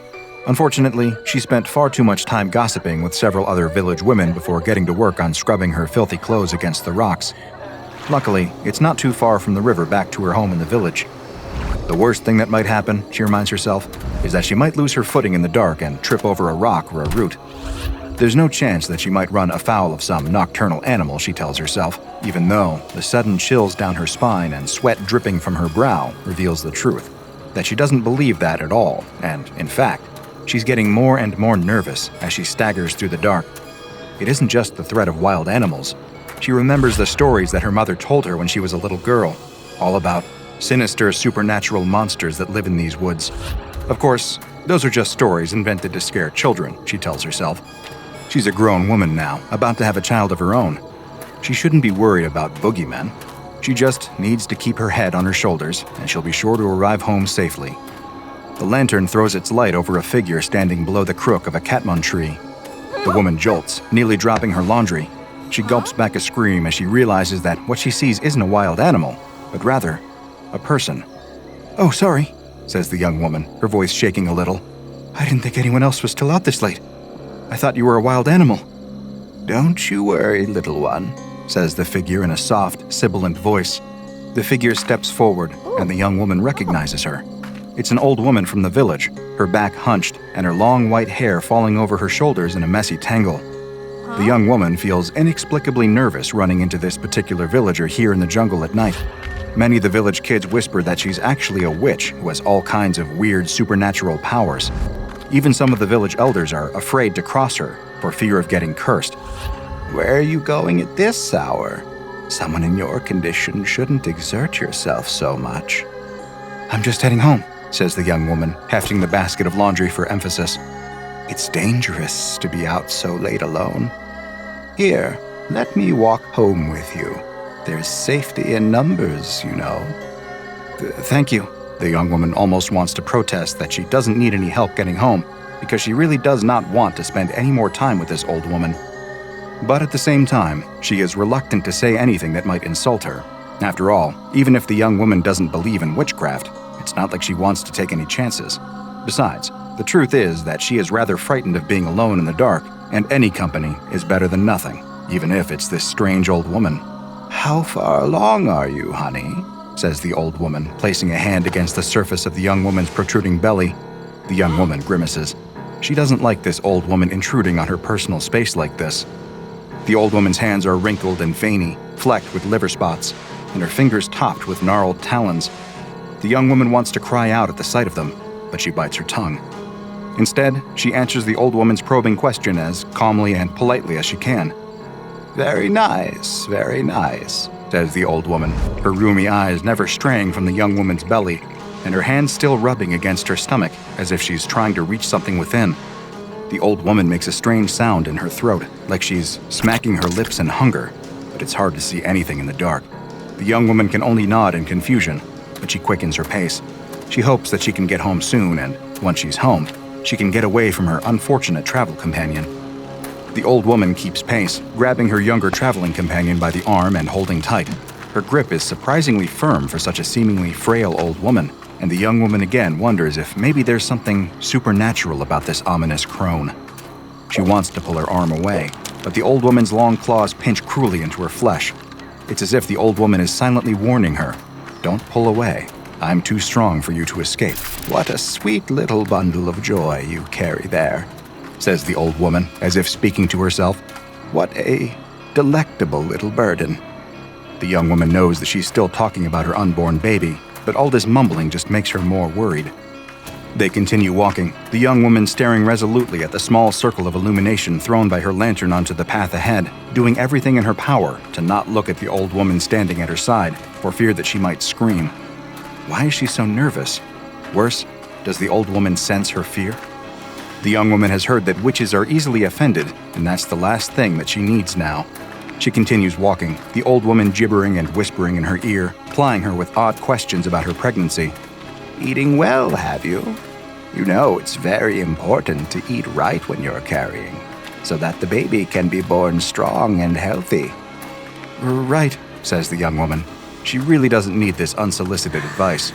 She heaves an audible sigh of relief as the village comes into view over the next bluff. Thank God, she thinks, I'm almost home. She just hopes that the old woman will take a hint and leave her alone once they arrive at her doorstep. She wonders if this old woman might try to come into her home or maybe steer her towards some other destination. But what can she do? All she can do is keep walking home and hope for the best. Is it just you, is it? Is the father in the picture, I haven't seen you with any young men lately, have I? Asks the old woman. Her nosiness is really starting to irritate the young woman, enough that she almost forgets her fear. No, it's just me, says the young woman automatically. She immediately regrets that confession.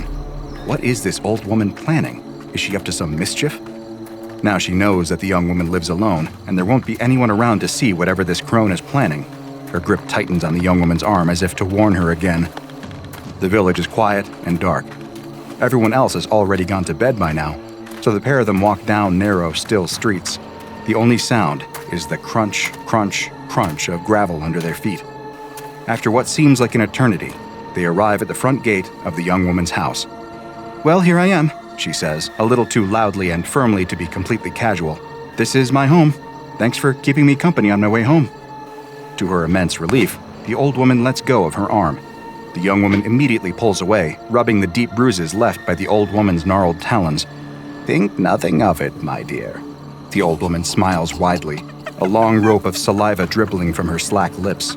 Her teeth look jagged and misshapen. It's hard to see in the dark, but they look more like the teeth of a wild beast than a human. It must be her eyes playing tricks on her in the dim light, though. The young woman can't help but recoil in disgust, but luckily her face is hidden in shadows, so the old woman doesn't seem to notice. I'm happy to help. I hope to see you again very soon. The young woman doesn't wait any longer. Even before the old woman turns to leave, the young woman scampers across her yard and yanks open her door. She runs inside and pulls the door shut behind her. Her heart is racing, and her breath comes in ragged pants. She can feel the baby in her belly kick, suddenly agitated by its mother's fear. Shh, it's okay, she coos softly, patting her stomach and hoping that her tender voice will help to calm her baby. I know you're scared. I'm scared too. That old woman frightened me half to death. They say that she's a witch, and I'd almost believe it. What a strange experience. She pulls the curtain aside and peeps out the window. The old woman is gone. The young woman looks up and down the street, but sees no sign of her traveling companion. She inhales deeply and feels the tension drain from her body as she lets her breath out. Thank goodness that's all over. She can't explain why this whole night has unnerved her so much, but there was just something so uncanny about that strange old woman. She's glad to be rid of her. The young woman tries to put the whole experience out of her head as she prepares for bed. As she pulls on her nightclothes, she startles when she hears something heavy and loud clatter across the roof. It's not unusual for roof rats or other nocturnal animals to scurry across the roof at night, but this sounds louder than usual. It's probably nothing, she tells herself as she climbs into bed. I'm still just upset about meeting that old woman on my way home from the river. That whole thing must have jangled my nerves worse than I thought if I'm flinching at every little sound. I'll be fine when it's light out.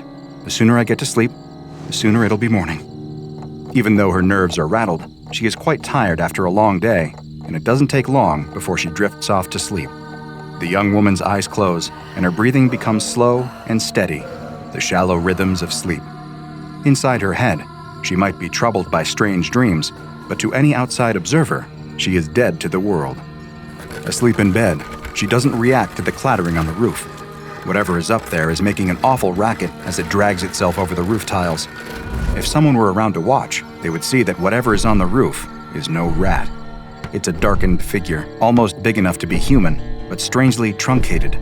Two massive leathery wings unfurl behind it, extended to help the strange creature maintain its balance upon the roof.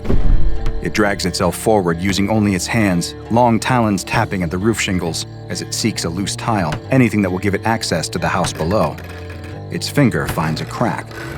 Wheezing and panting, the creature leans forward, putting its eye to the crack to peer into the room below. The young woman is asleep in bed directly below, and that's exactly what this creature was hoping for. The young woman mumbles in her sleep, her mind filled with disturbing dreams. She's oblivious when, all of a sudden, something drops through that crack in the ceiling. It's long and slippery and covered in thick, wet mucus. It looks, for all the world, like a tongue. but it's far too long to be any human tongue. It drops lower and lower into the room, extending closer and closer to the young woman sleeping in her bed. The disgusting appendage caresses her face, leaving a wet slug trail of saliva across her forehead, as if it's looking for something, then brushes against her lips, and the tongue seems to find what it wants. Instantly, it snakes into her open mouth and shoots down her throat. The young woman starts to sputter and choke, her limbs thrashing and flailing, but still, she is held fast in the grip of sleep. Some wild nightmare is playing out in her head. Perhaps she fantasizes that she is drowning in a river or choking on some food or being strangled by a fiend. Whatever she's thinking, it couldn't be further from the truth, that an alien tongue has jammed itself down her throat. The tongue pushes deeper and deeper inside her until it makes contact with her womb. A trained anatomist might balk at the idea that the tongue could find her womb by accessing her throat, but somehow it has done exactly this, snaking its way through the labyrinth of her insides to find her unborn baby.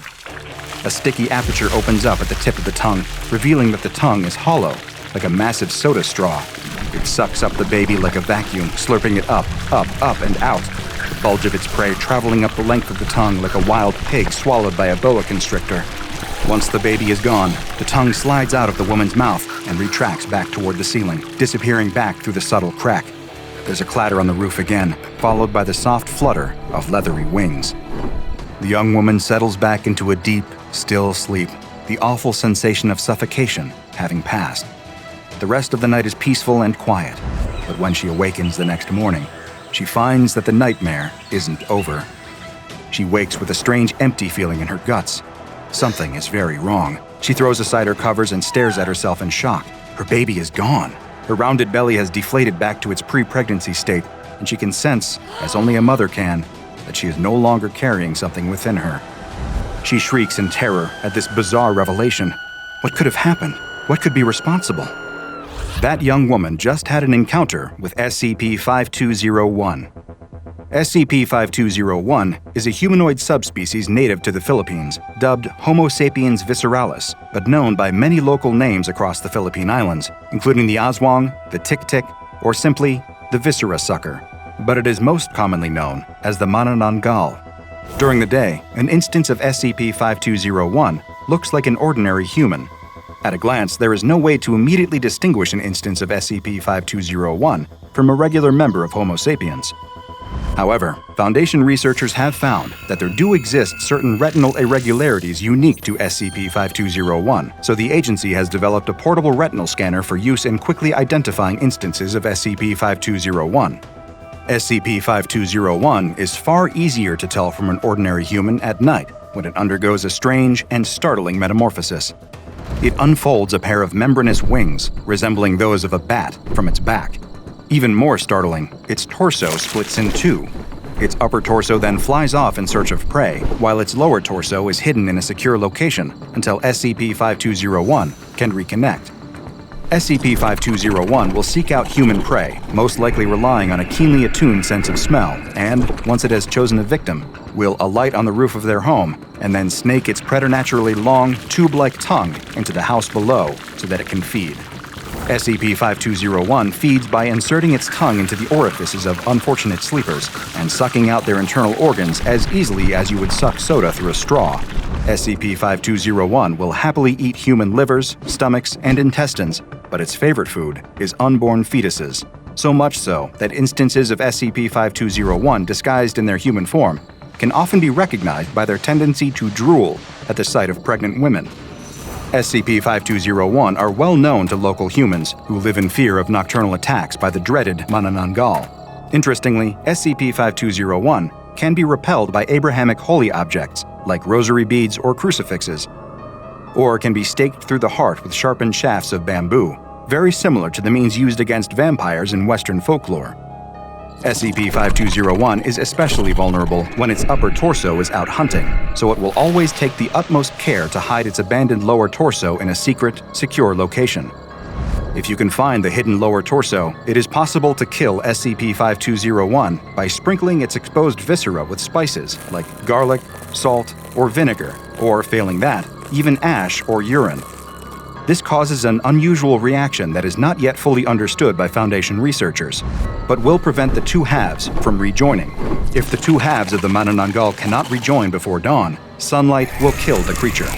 If none of these methods are available, it is also possible to repel SCP-5201 by using a specialized whip fashioned from the tail of a stingray. The SCP Foundation currently has an undisclosed number of domesticated SCP-5201 instances held in the Fauna Containment Wing of Site-235. Because this species has been known to practice cannibalism, each specimen is to be held in its own personal containment cell. While there are obvious ethical and logistical concerns with feeding human organs to SCP-5201, the Foundation has discovered that SCP-5201 can still easily thrive on a diet of any newborn mammal with a mass of at least 1 kilogram. Piglets have so far proven to be the most cost-effective and available options, but other species can be substituted as necessary. All entrances to SCP-5201 containment cells are to be guarded by at least 2 Level 2 personnel equipped with stingray whips, crucifixes, or some other object found to cause harm to SCP-5201. Unlike humans, SCP-5201 have an unusual asexual reproductive process. The lower body can regenerate a new upper torso via a process similar to epimorphic regeneration observed in autonomous lizards. Upper torso of an SCP-5201 would leave behind the parent's lower torso to search for a compatible female human. SCP-5201 would attack and consume this human, claiming her lower torso as its own. Smearing ash, urine, or spices into the exposed innards of the lower torso inhibits this process and prevents effective reproduction. The exact origin of SCP-5201 is unknown, although the creature is endemic throughout the Philippines, and historical records indicate that it has inhabited the island since at least 1500, when it was first described by Spanish sailors to the islands. Fossil remains and genetic testing indicate that it is actually an invasive species from outside the Philippine archipelago. SCP-5201 is currently believed to be extinct in the wild, following eradication efforts by the Foundation in the 1990s. An epidemic of SCP-5201 attacks in the early 90s prompted the SCP Foundation to join forces with the Supernatural Committee of the Philippines and the Global Occult Coalition to take action to prevent SCP-5201 from spreading to other countries. Dubbed Project Dipsy, the operation involved amnesticizing the major cities of the Philippines, funding propaganda campaigns to dismiss SCP-5201 as a product of folklore and urban legends, and eventually domesticating the surviving SCP-5201 population for cellular regeneration research. Because of its aggressiveness and taste for human flesh, SCP-5201 specimens regularly attempt to breach containment, and thus have been given the designation Euclid. And while the SCP Foundation has done its best to eliminate the threat of SCP-5201 in the wild, there's no guarantee that a few instances of this vicious monster might have slipped through the cracks and possibly even spread out into the wider world beyond its home in the Philippines. You still might want to search your room for any suspicious cracks or holes before you bed down for the night, because there are very few things less pleasant than waking up from restless dreams to find a long, slimy tongue jammed down your throat. The Walking Dead, dripping and rotting, with glowing eyes and sharp teeth. A huge black wolf stalking through the woods as you walk home alone in the dead of night. Even the horrors of the SCP Foundation, the old man, SCP-106, the gray shrieking nightmare of SCP-096, and the relentless hatred and violence of SCP-682. All these things frighten people, even the staff of the SCP Foundation. But one question still haunts them. One terrible, awful question. What's in the attic? What's in the attic? What is in the attic? There's a certain time of night where it seems as if day will never come, where the shadows have stretched long and heavy across the floor, and the air is thick with a sense of shapeless dread. Past midnight, but far before the relief of dawn, it is the time of night when terrors come to life, where fear sits on your chest and refuses to let you breathe easily. Right now, it is that time of night in the Lee family home. And with a knife under her pillow and disaster on her mind, Olivia Lee cannot sleep. She holds her breath, listening to the sounds of the house around her. Her siblings were asleep in their respective rooms, snoring away in the kind of peaceful slumber she could barely remember. Her parents whispering together downstairs. She can't make it out exactly, but she has a theory. They're talking about her, most likely. What else could they be discussing? After so many years of seemingly endless fighting, shouting, slamming doors, a porcelain vase or expensive china plate smashed against a wall, she can feel the tension reaching a boiling point. No doubt her parents are plotting, discussing what to do about her. They could kick her out, but she's only 17. No, she has the sneaking suspicion they have something else planned, something more drastic. That's why she snatched one of the kitchen knives yesterday, just in case. She can feel it under her pillow now, its presence radiating through the cool pillowcase against her cheek. Things have never been quite right in this house, in this family. Since she was little, she could feel an aura of wrongness clinging to everyone, to everything. It's only gotten worse over the years, condensing into a fog that chokes her when she tries to act like everything is normal. Like they're a perfect, happy family. Her parents might be content to keep up the charade, but she won't. Not anymore. She's been preparing, packing a duffel bag of clothes, food, a little bit of money, everything she needs to get out of this house, out of this town, once and for all. If they try anything tonight, that will be the sign that she needs to cut and run. Olivia's thoughts are interrupted by the sound of footsteps outside of her room. 2 sets of adult footsteps, not her siblings coming to complain of a bad dream. Her parents. She holds her breath, waiting for the footsteps to pass, but they stop just in front of her door. The knob begins to turn, and she curses herself for not locking it. This is it. Whatever force in this house has made them resent her all this time, it has driven them to act. As the door creaks open, Olivia snatches the knife out from under her pillow, brandishing it in front of her. Her parents look more angry than surprised, as if they were expecting this from her. They shout at her to put the knife down and listen to what they say. Olivia refuses. It's the only leverage she has in this 2-on-1 confrontation, and she isn't about to give it up. She snatches the bag out from under her bed, and she slowly backs her parents up against the wall. This close, she can see the desperation in her mother's eyes and smell the spirits on her father's breath. Her hand trembles, and her eyes fill with tears. Suddenly, there's a sound from above, something heavy, shifting and moving across the floor. The sound makes Olivia's blood run cold. Up there, that's the attic. There's nothing in the attic, or at least as far as she knows. She's never been up there, could never force herself to climb the ladder up into the darkness without every fiber of her being rejecting it, every primal instinct screaming at her to get away. For as long as she can remember, the attic has been a place she never wanted to go. There's the sound again, louder this time, more insistent. It turns her stomach, a chill running down her spine. Whatever's up there, she needs to get as far away from it, from this house, as possible. She drops the knife, letting it clatter to the floor, and she tears out of the room with her duffel bag. She can hear her parents behind her, calling her name, begging her to listen, threatening her if she doesn't, but she shuts out the noise.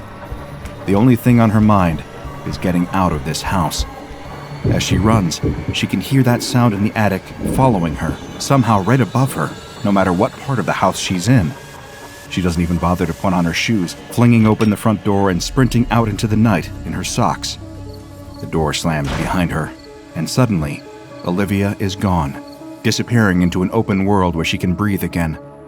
Back inside the house, the family she left behind is still taking in the reality of her absence.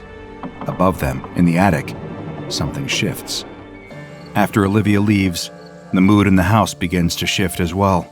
Her parents, Franklin and Yvette, had hoped that her absence would make their home seem lighter, but in fact, it's been the opposite. They used to be able to ignore the attic, to glance at it and feel the gnawing sensation that something important, something terrible, was waiting up there, then keep walking and move on with the rest of their day. But now, without their eldest daughter, the thorn in their side who constantly aggravated and disappointed them, the feeling is getting harder to ignore.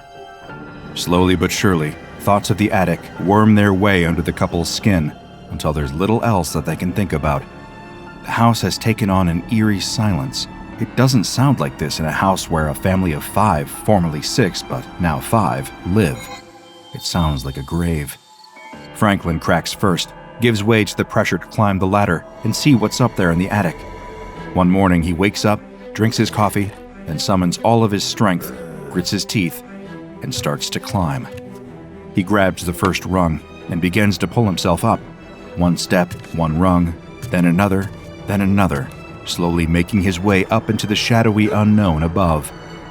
He reaches up with an unsteady hand and pushes the door open.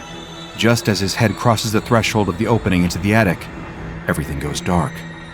Franklin suddenly opens his eyes and finds himself sitting back at the kitchen table, his wife across from him, his children playing in the next room while the sound of Saturday morning cartoons blares from the television. He blinks, rubbing at his eyes. Was it his imagination? Did he just have a vivid daydream about climbing up to the attic? He asks Yvette, and she swears that she never saw him get up from the table. He drank his coffee, looked lost in thought for a moment, and then he snapped back to attention. She didn't see him do anything else. She shrugs it off and turns back to the newspaper. Franklin can't shake it off that easily. He goes about the rest of his Saturday as normal, helping tidy up the house, playing in the yard with the kids, and staring off into space. But all the while, he's thinking of the attic. He could swear that he climbed that ladder, and would happily swear it in front of a judge. But it didn't make sense. None of it made sense. He decides to try again, or maybe for the first time. His head aches from the effort of trying to sift through his memories and find what he could be missing. Later that night, after he and his wife settle down for bed, Franklin sneaks out of the bedroom. He tiptoes through the hall until he reaches the ladder up to the attic. Looking at it in the dark, he feels a sense of foreboding, as if his subconscious is warning him to turn back. He fights through the feeling, climbing up the steps one by one. He pushes open the door, climbs up through, and then he opens his eyes, lying on his back in bed, his wife fast asleep beside him. What the hell? Did he fall asleep and dream it? But why would he dream the same dream twice, once at the kitchen table in the bright light of the morning? No, that can't be it. Still, he needs to check one more time, just to be certain. He trudges out into the hall, climbs back up the ladder, and opens the attic door. Once more, he opens his eyes in bed, as if it was all a dream. But he knows better. Somehow the attic won't let him look inside. Whatever's up there, it doesn't want to be seen. He tries to put it out of his mind, to close his eyes and drift off to sleep. But he can't stop imagining the climb up to the attic. Can't stop trying to picture what could be hiding above his head. This is his house, damn it. He should know everything going on in here. It just doesn't make sense. Franklin doesn't sleep at all that night. He just lies there, eyes shut, mind replaying the memory of his failed climbs over and over on a loop. The next day he tries one more time, only to find himself sitting in his easy chair and watching the television. He tries again throughout the day, every time unable to reach the attic. Yvette notices the change in her husband, but doesn't dare ask what caused it. Whatever it is, he's growing increasingly distressed, angry, and terrified. She can guess what it might be about, and can feel that same uneasy feeling whenever she walks past the attic. The question of it gnaws at her, but she's afraid to try and look for herself. She can see what it's doing to Franklin and imagines what it might do to her. As the week goes on, Franklin and Yvette try their best to ignore the attic, but it grows more difficult with each passing day. By Sunday, Franklin comes home from the office with a box of his things, announcing that he has quit his job. He wants the family to move away from the house and have a fresh start somewhere else. He has a meeting with a realtor tomorrow to discuss selling the house. Yvette starts to protest, but thinks better of it.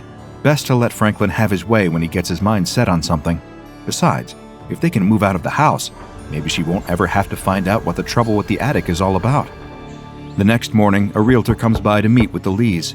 He has great news. Someone has already put an offer on the house, and it's way more than what they paid for it. For once, things are really starting to look up for the family. They sit on the couch with the realtor, review the contract, and prepare to sign the paperwork. Franklin picks up a pen and gets ready to sign on the dotted line, but the instant the pen touches the paper, he's at the kitchen table again.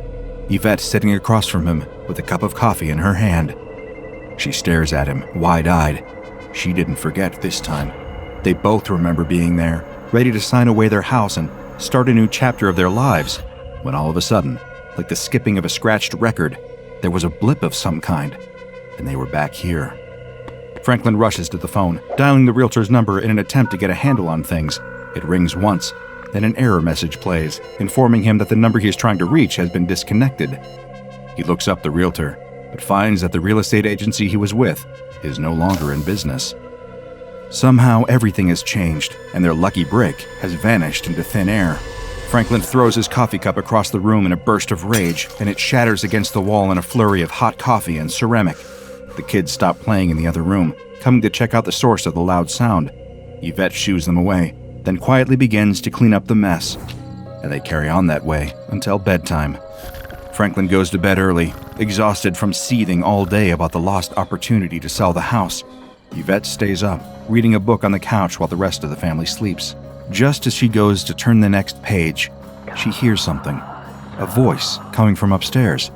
It isn't Franklin. It isn't one of the kids. It's a voice she hasn't heard in a little while. It sounds like Olivia. Yvette can't quite make out what her daughter is saying, but she knows that it's her. She's certain of it, just as certain as she is of the fact that the sound is coming from the attic. She's been avoiding it all this time, afraid to become haunted by whatever has been vexing Franklin, but she can't resist it anymore. She may have run her out of the house, but Olivia is her daughter, and her mother's instincts can only be suppressed for so long. Slowly but surely, she walks to the attic and begins to climb up. Hearing the noise, the children leave their rooms to come and see what's happening. "Mom, what are you doing?" one of them asks, but Yvette does not answer. All she can hear is Olivia in the attic. She still can't quite make out the words, but if she can just get up there, get inside, she knows that everything will become clear. She pushes open the door and climbs up into the inky blackness above. Back below, the children stare at the ladder, listening to the sound of hushed whispers. It goes on for several minutes before Yvette climbs back down into view. "What was up there?" one of the children asks. Yvette turns to look at them, her face pale, her eyes hollow. She shakes her head, silent for a long moment. When she speaks, her voice trembles with a mixture of confusion and horror. "I don't know. It wasn't Olivia." As days turn into weeks, weeks turn into months, and months turn into years, the Lee family tries everything they can think of to make life with the attic bearable. They try to ignore it, but that doesn't work anymore. They attempt to have the house demolished, torn down so they can build something new on top of the rubble. But after they sign the papers, they wake up in bed and find that the construction company no longer exists. Franklin tries to investigate the attic again, but it just won't let him inside. If he ever makes it all the way up there, he isn't able to remember it. One day, in a fit of desperation, he takes out an ad in the newspaper asking for help from someone experienced in the unexplainable. He doesn't expect much to come of it, but the ad draws the attention of a secretive organization. A group of men come to the door to speak with the Lee family, identifying themselves as members of an organization they will only refer to as the Foundation.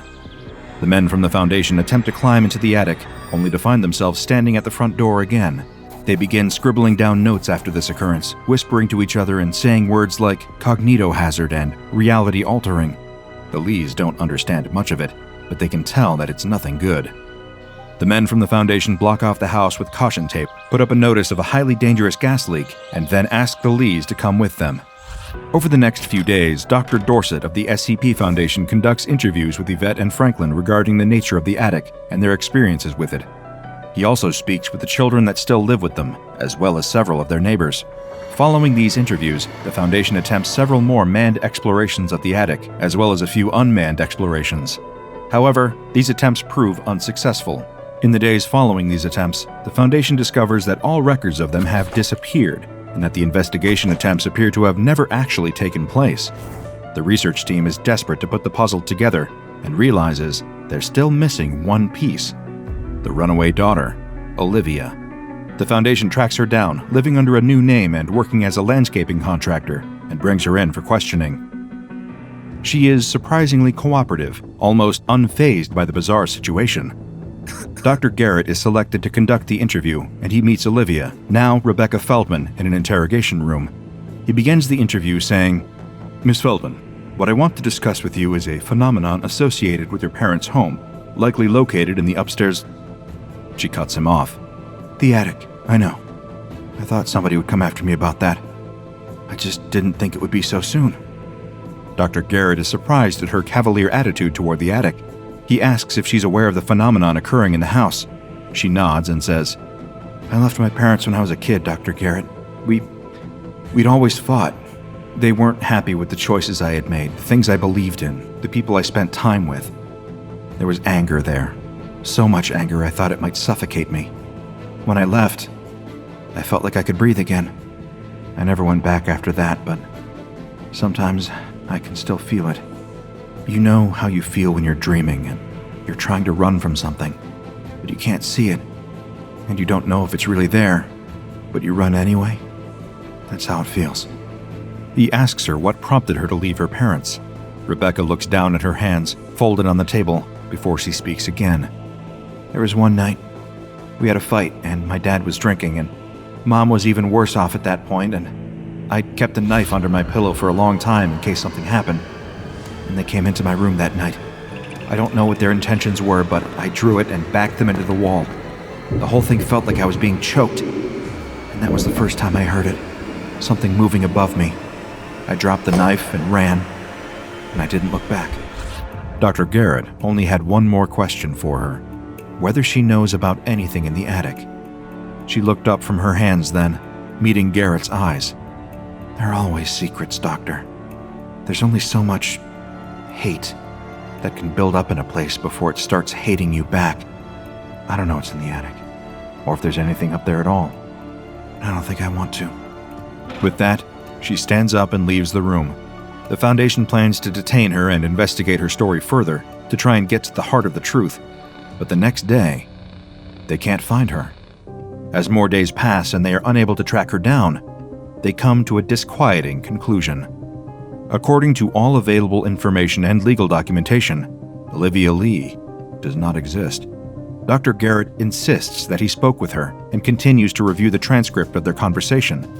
She remains clear as day in his memories and in the minds of her family, but in reality, or whatever the entity in the attic molded this reality into, she never existed at all.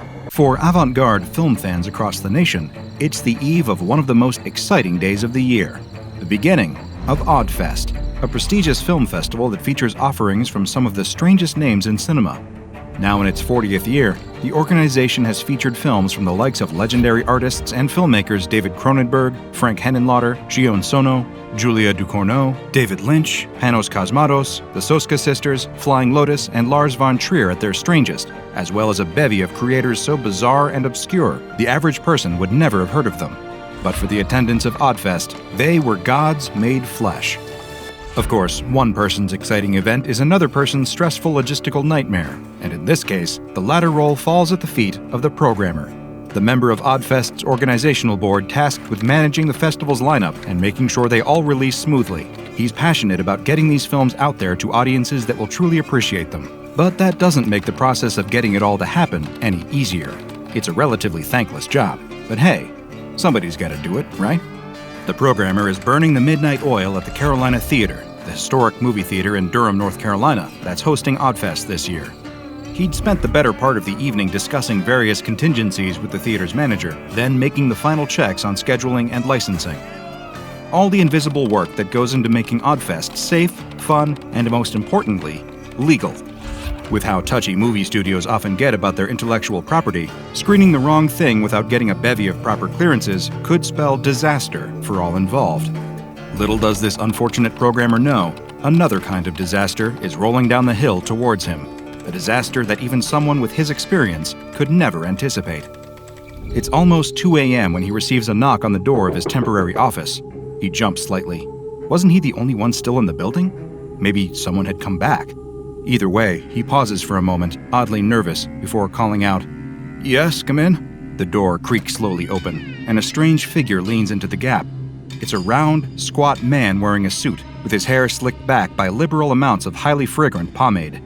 Behind this strange little man, who reminds the programmer a little of Danny DeVito's rendition of the Penguin from Batman Returns, is a pair of tall, gray-faced men who look oddly similar.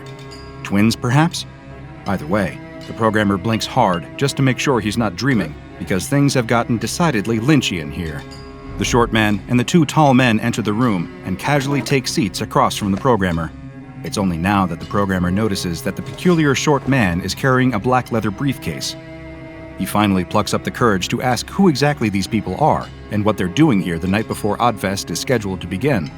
The short man gives a wide, almost eerie grin that splits his pale face in two, and says, with an oddly soft voice, "We represent the fine people at AWCY." Suddenly, the programmer feels himself breaking into a cold sweat. Of course, The AWCY Group is one of Oddfest's biggest benefactors. It's their funding that's allowed the festival to continue operating over the last 20 years, since all the subsidies dried up. The programmer feels terrible for not realizing sooner. It must be his sleep-deprived mind. Immediately, he forces a smile, all genial and welcoming. He's in the presence of greatness.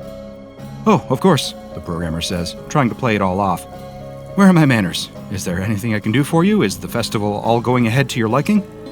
The short man places his briefcase on the table and unlocks it, before turning it to the programmer. On the inside, there are 4 blank DVD cases. The programmer suddenly feels as though he's been involved in some kind of shady, illicit deal. "These 4 short films," the short man says. "I'd like you to play each of these before 4 of your most popular movies tomorrow. Each one is a piece with considerable artistic merit. We can assure you that if these new conditions are met, Oddfest will receive notably higher funding in the years to come.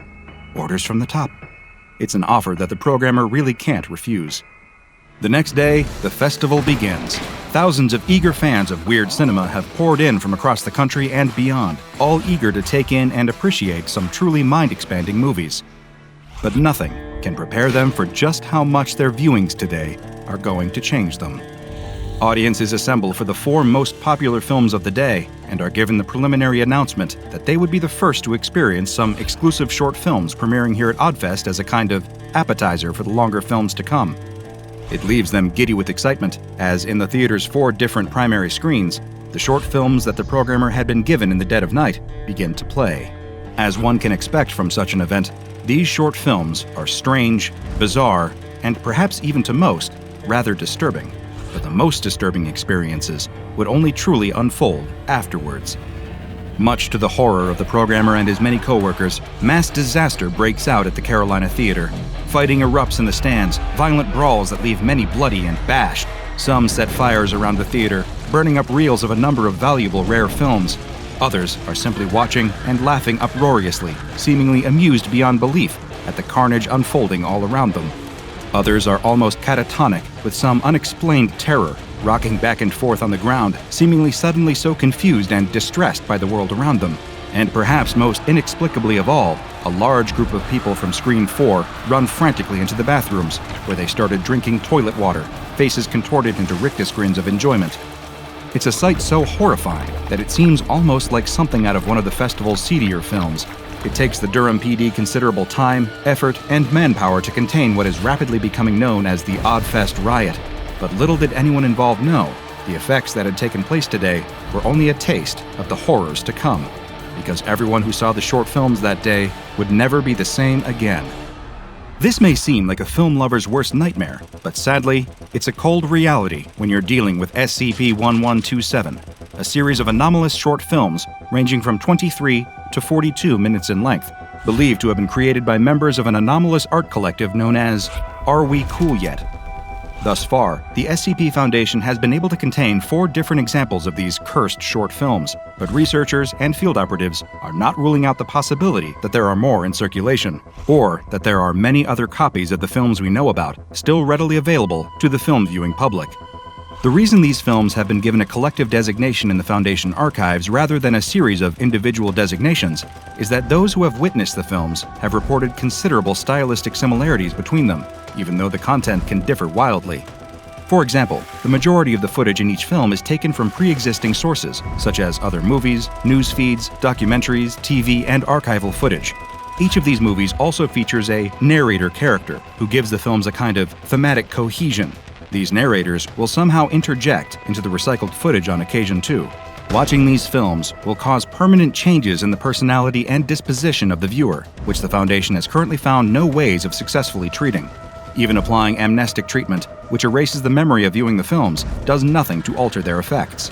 Now, before we get into the disturbing specifics of each of these demented short films, I do have a slight piece of good news for any film fans out there. First, the anomalous effects are only activated if someone consumes a cumulative 20 minutes of one of the films.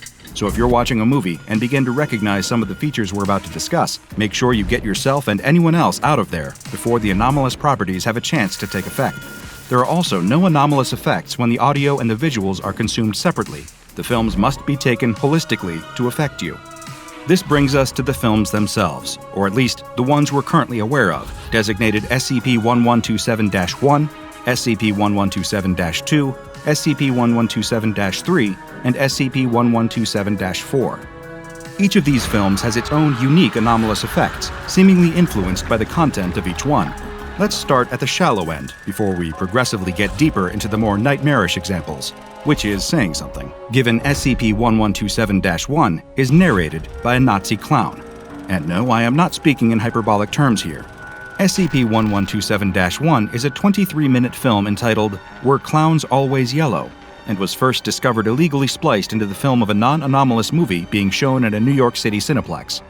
As I alluded to not long ago, the narrator of this film is a man in a period-accurate World War II SS uniform, save for one detail. He has a clownish face painted on in grease paint.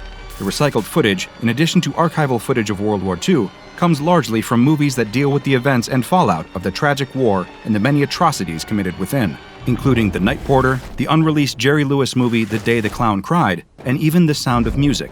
The Nazi clown goes on a rant about the nature of humor before pulling out his holstered Luger pistol and shooting Jerry Lewis in the head.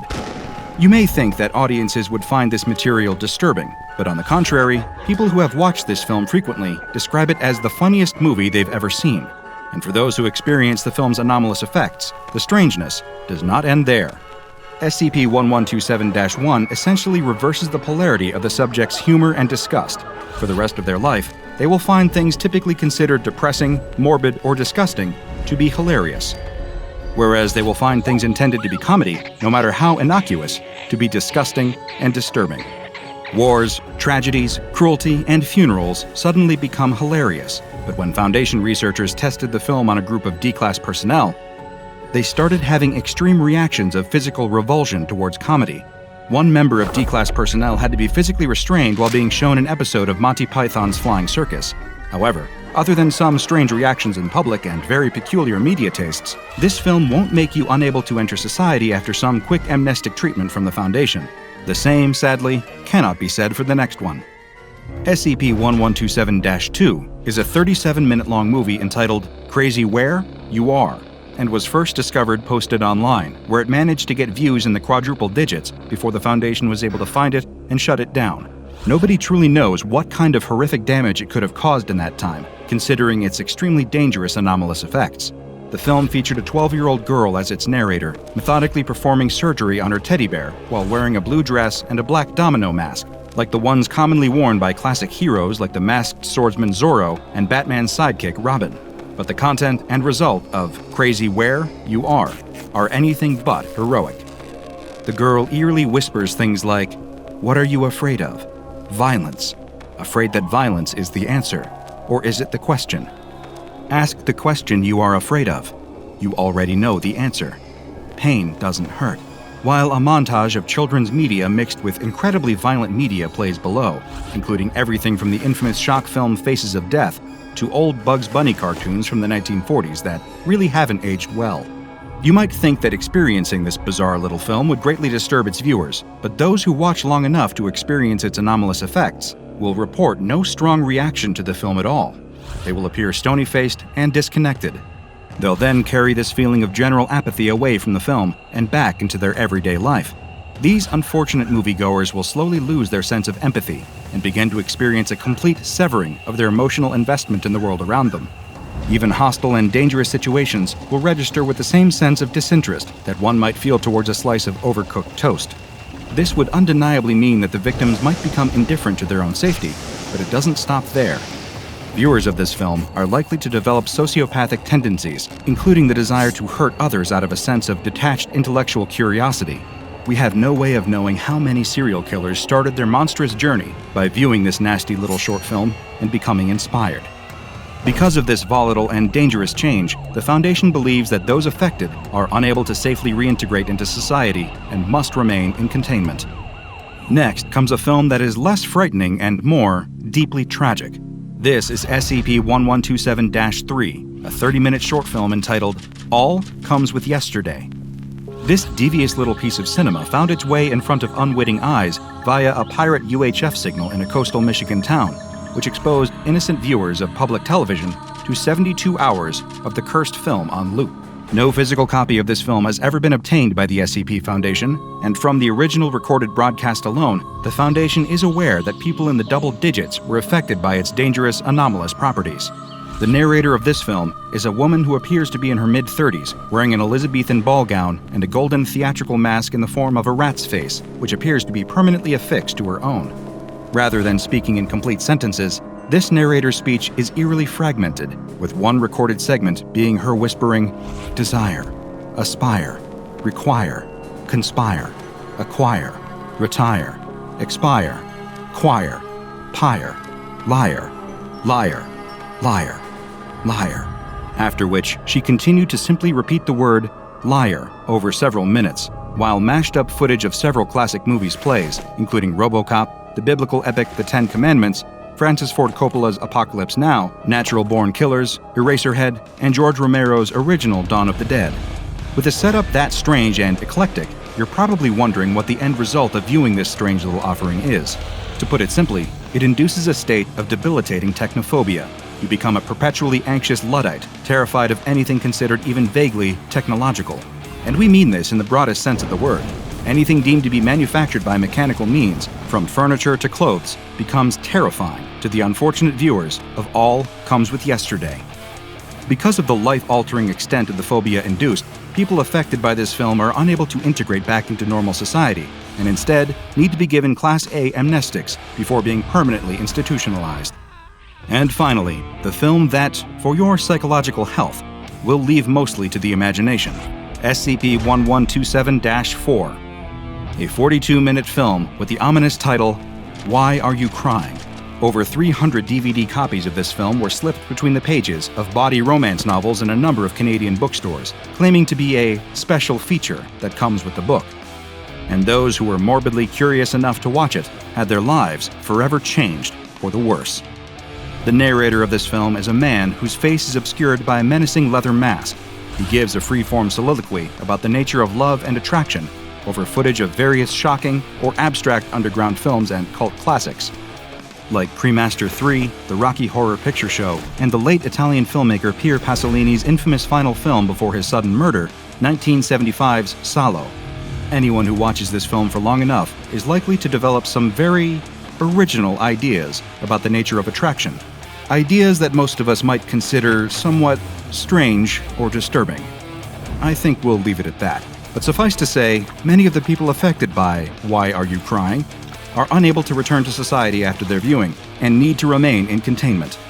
Any instances of these cursed films found outside of containment are under the purview of Mobile Task Force Mu-53, also known as Ebert's Thumb, named after the iconic film critic Roger Ebert. Physical copies are to be seized and held in storage, and digital copies are to be contained and heavily encrypted before being neutralized for safety purposes. SCP-1127 instances are to be kept in the secure media vault of a classified site, and only brought out for testing when personally approved by the acting site director.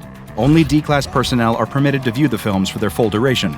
Foundation personnel who, during testing, are exposed to a cumulative 15 minutes of any of the films are to be reassigned to a different project for safety purposes. People who have viewed the films are to undergo a full psychological evaluation by Foundation psychologists and psychiatrists to determine the extent of the effects on them and decide what additional treatment, if any, they require. Thankfully, because of the inert nature of this anomaly, it is still classified as safe, but anyone lurking out there with copies of the films could cause horrific damage at any time by exposing unwitting people to the films.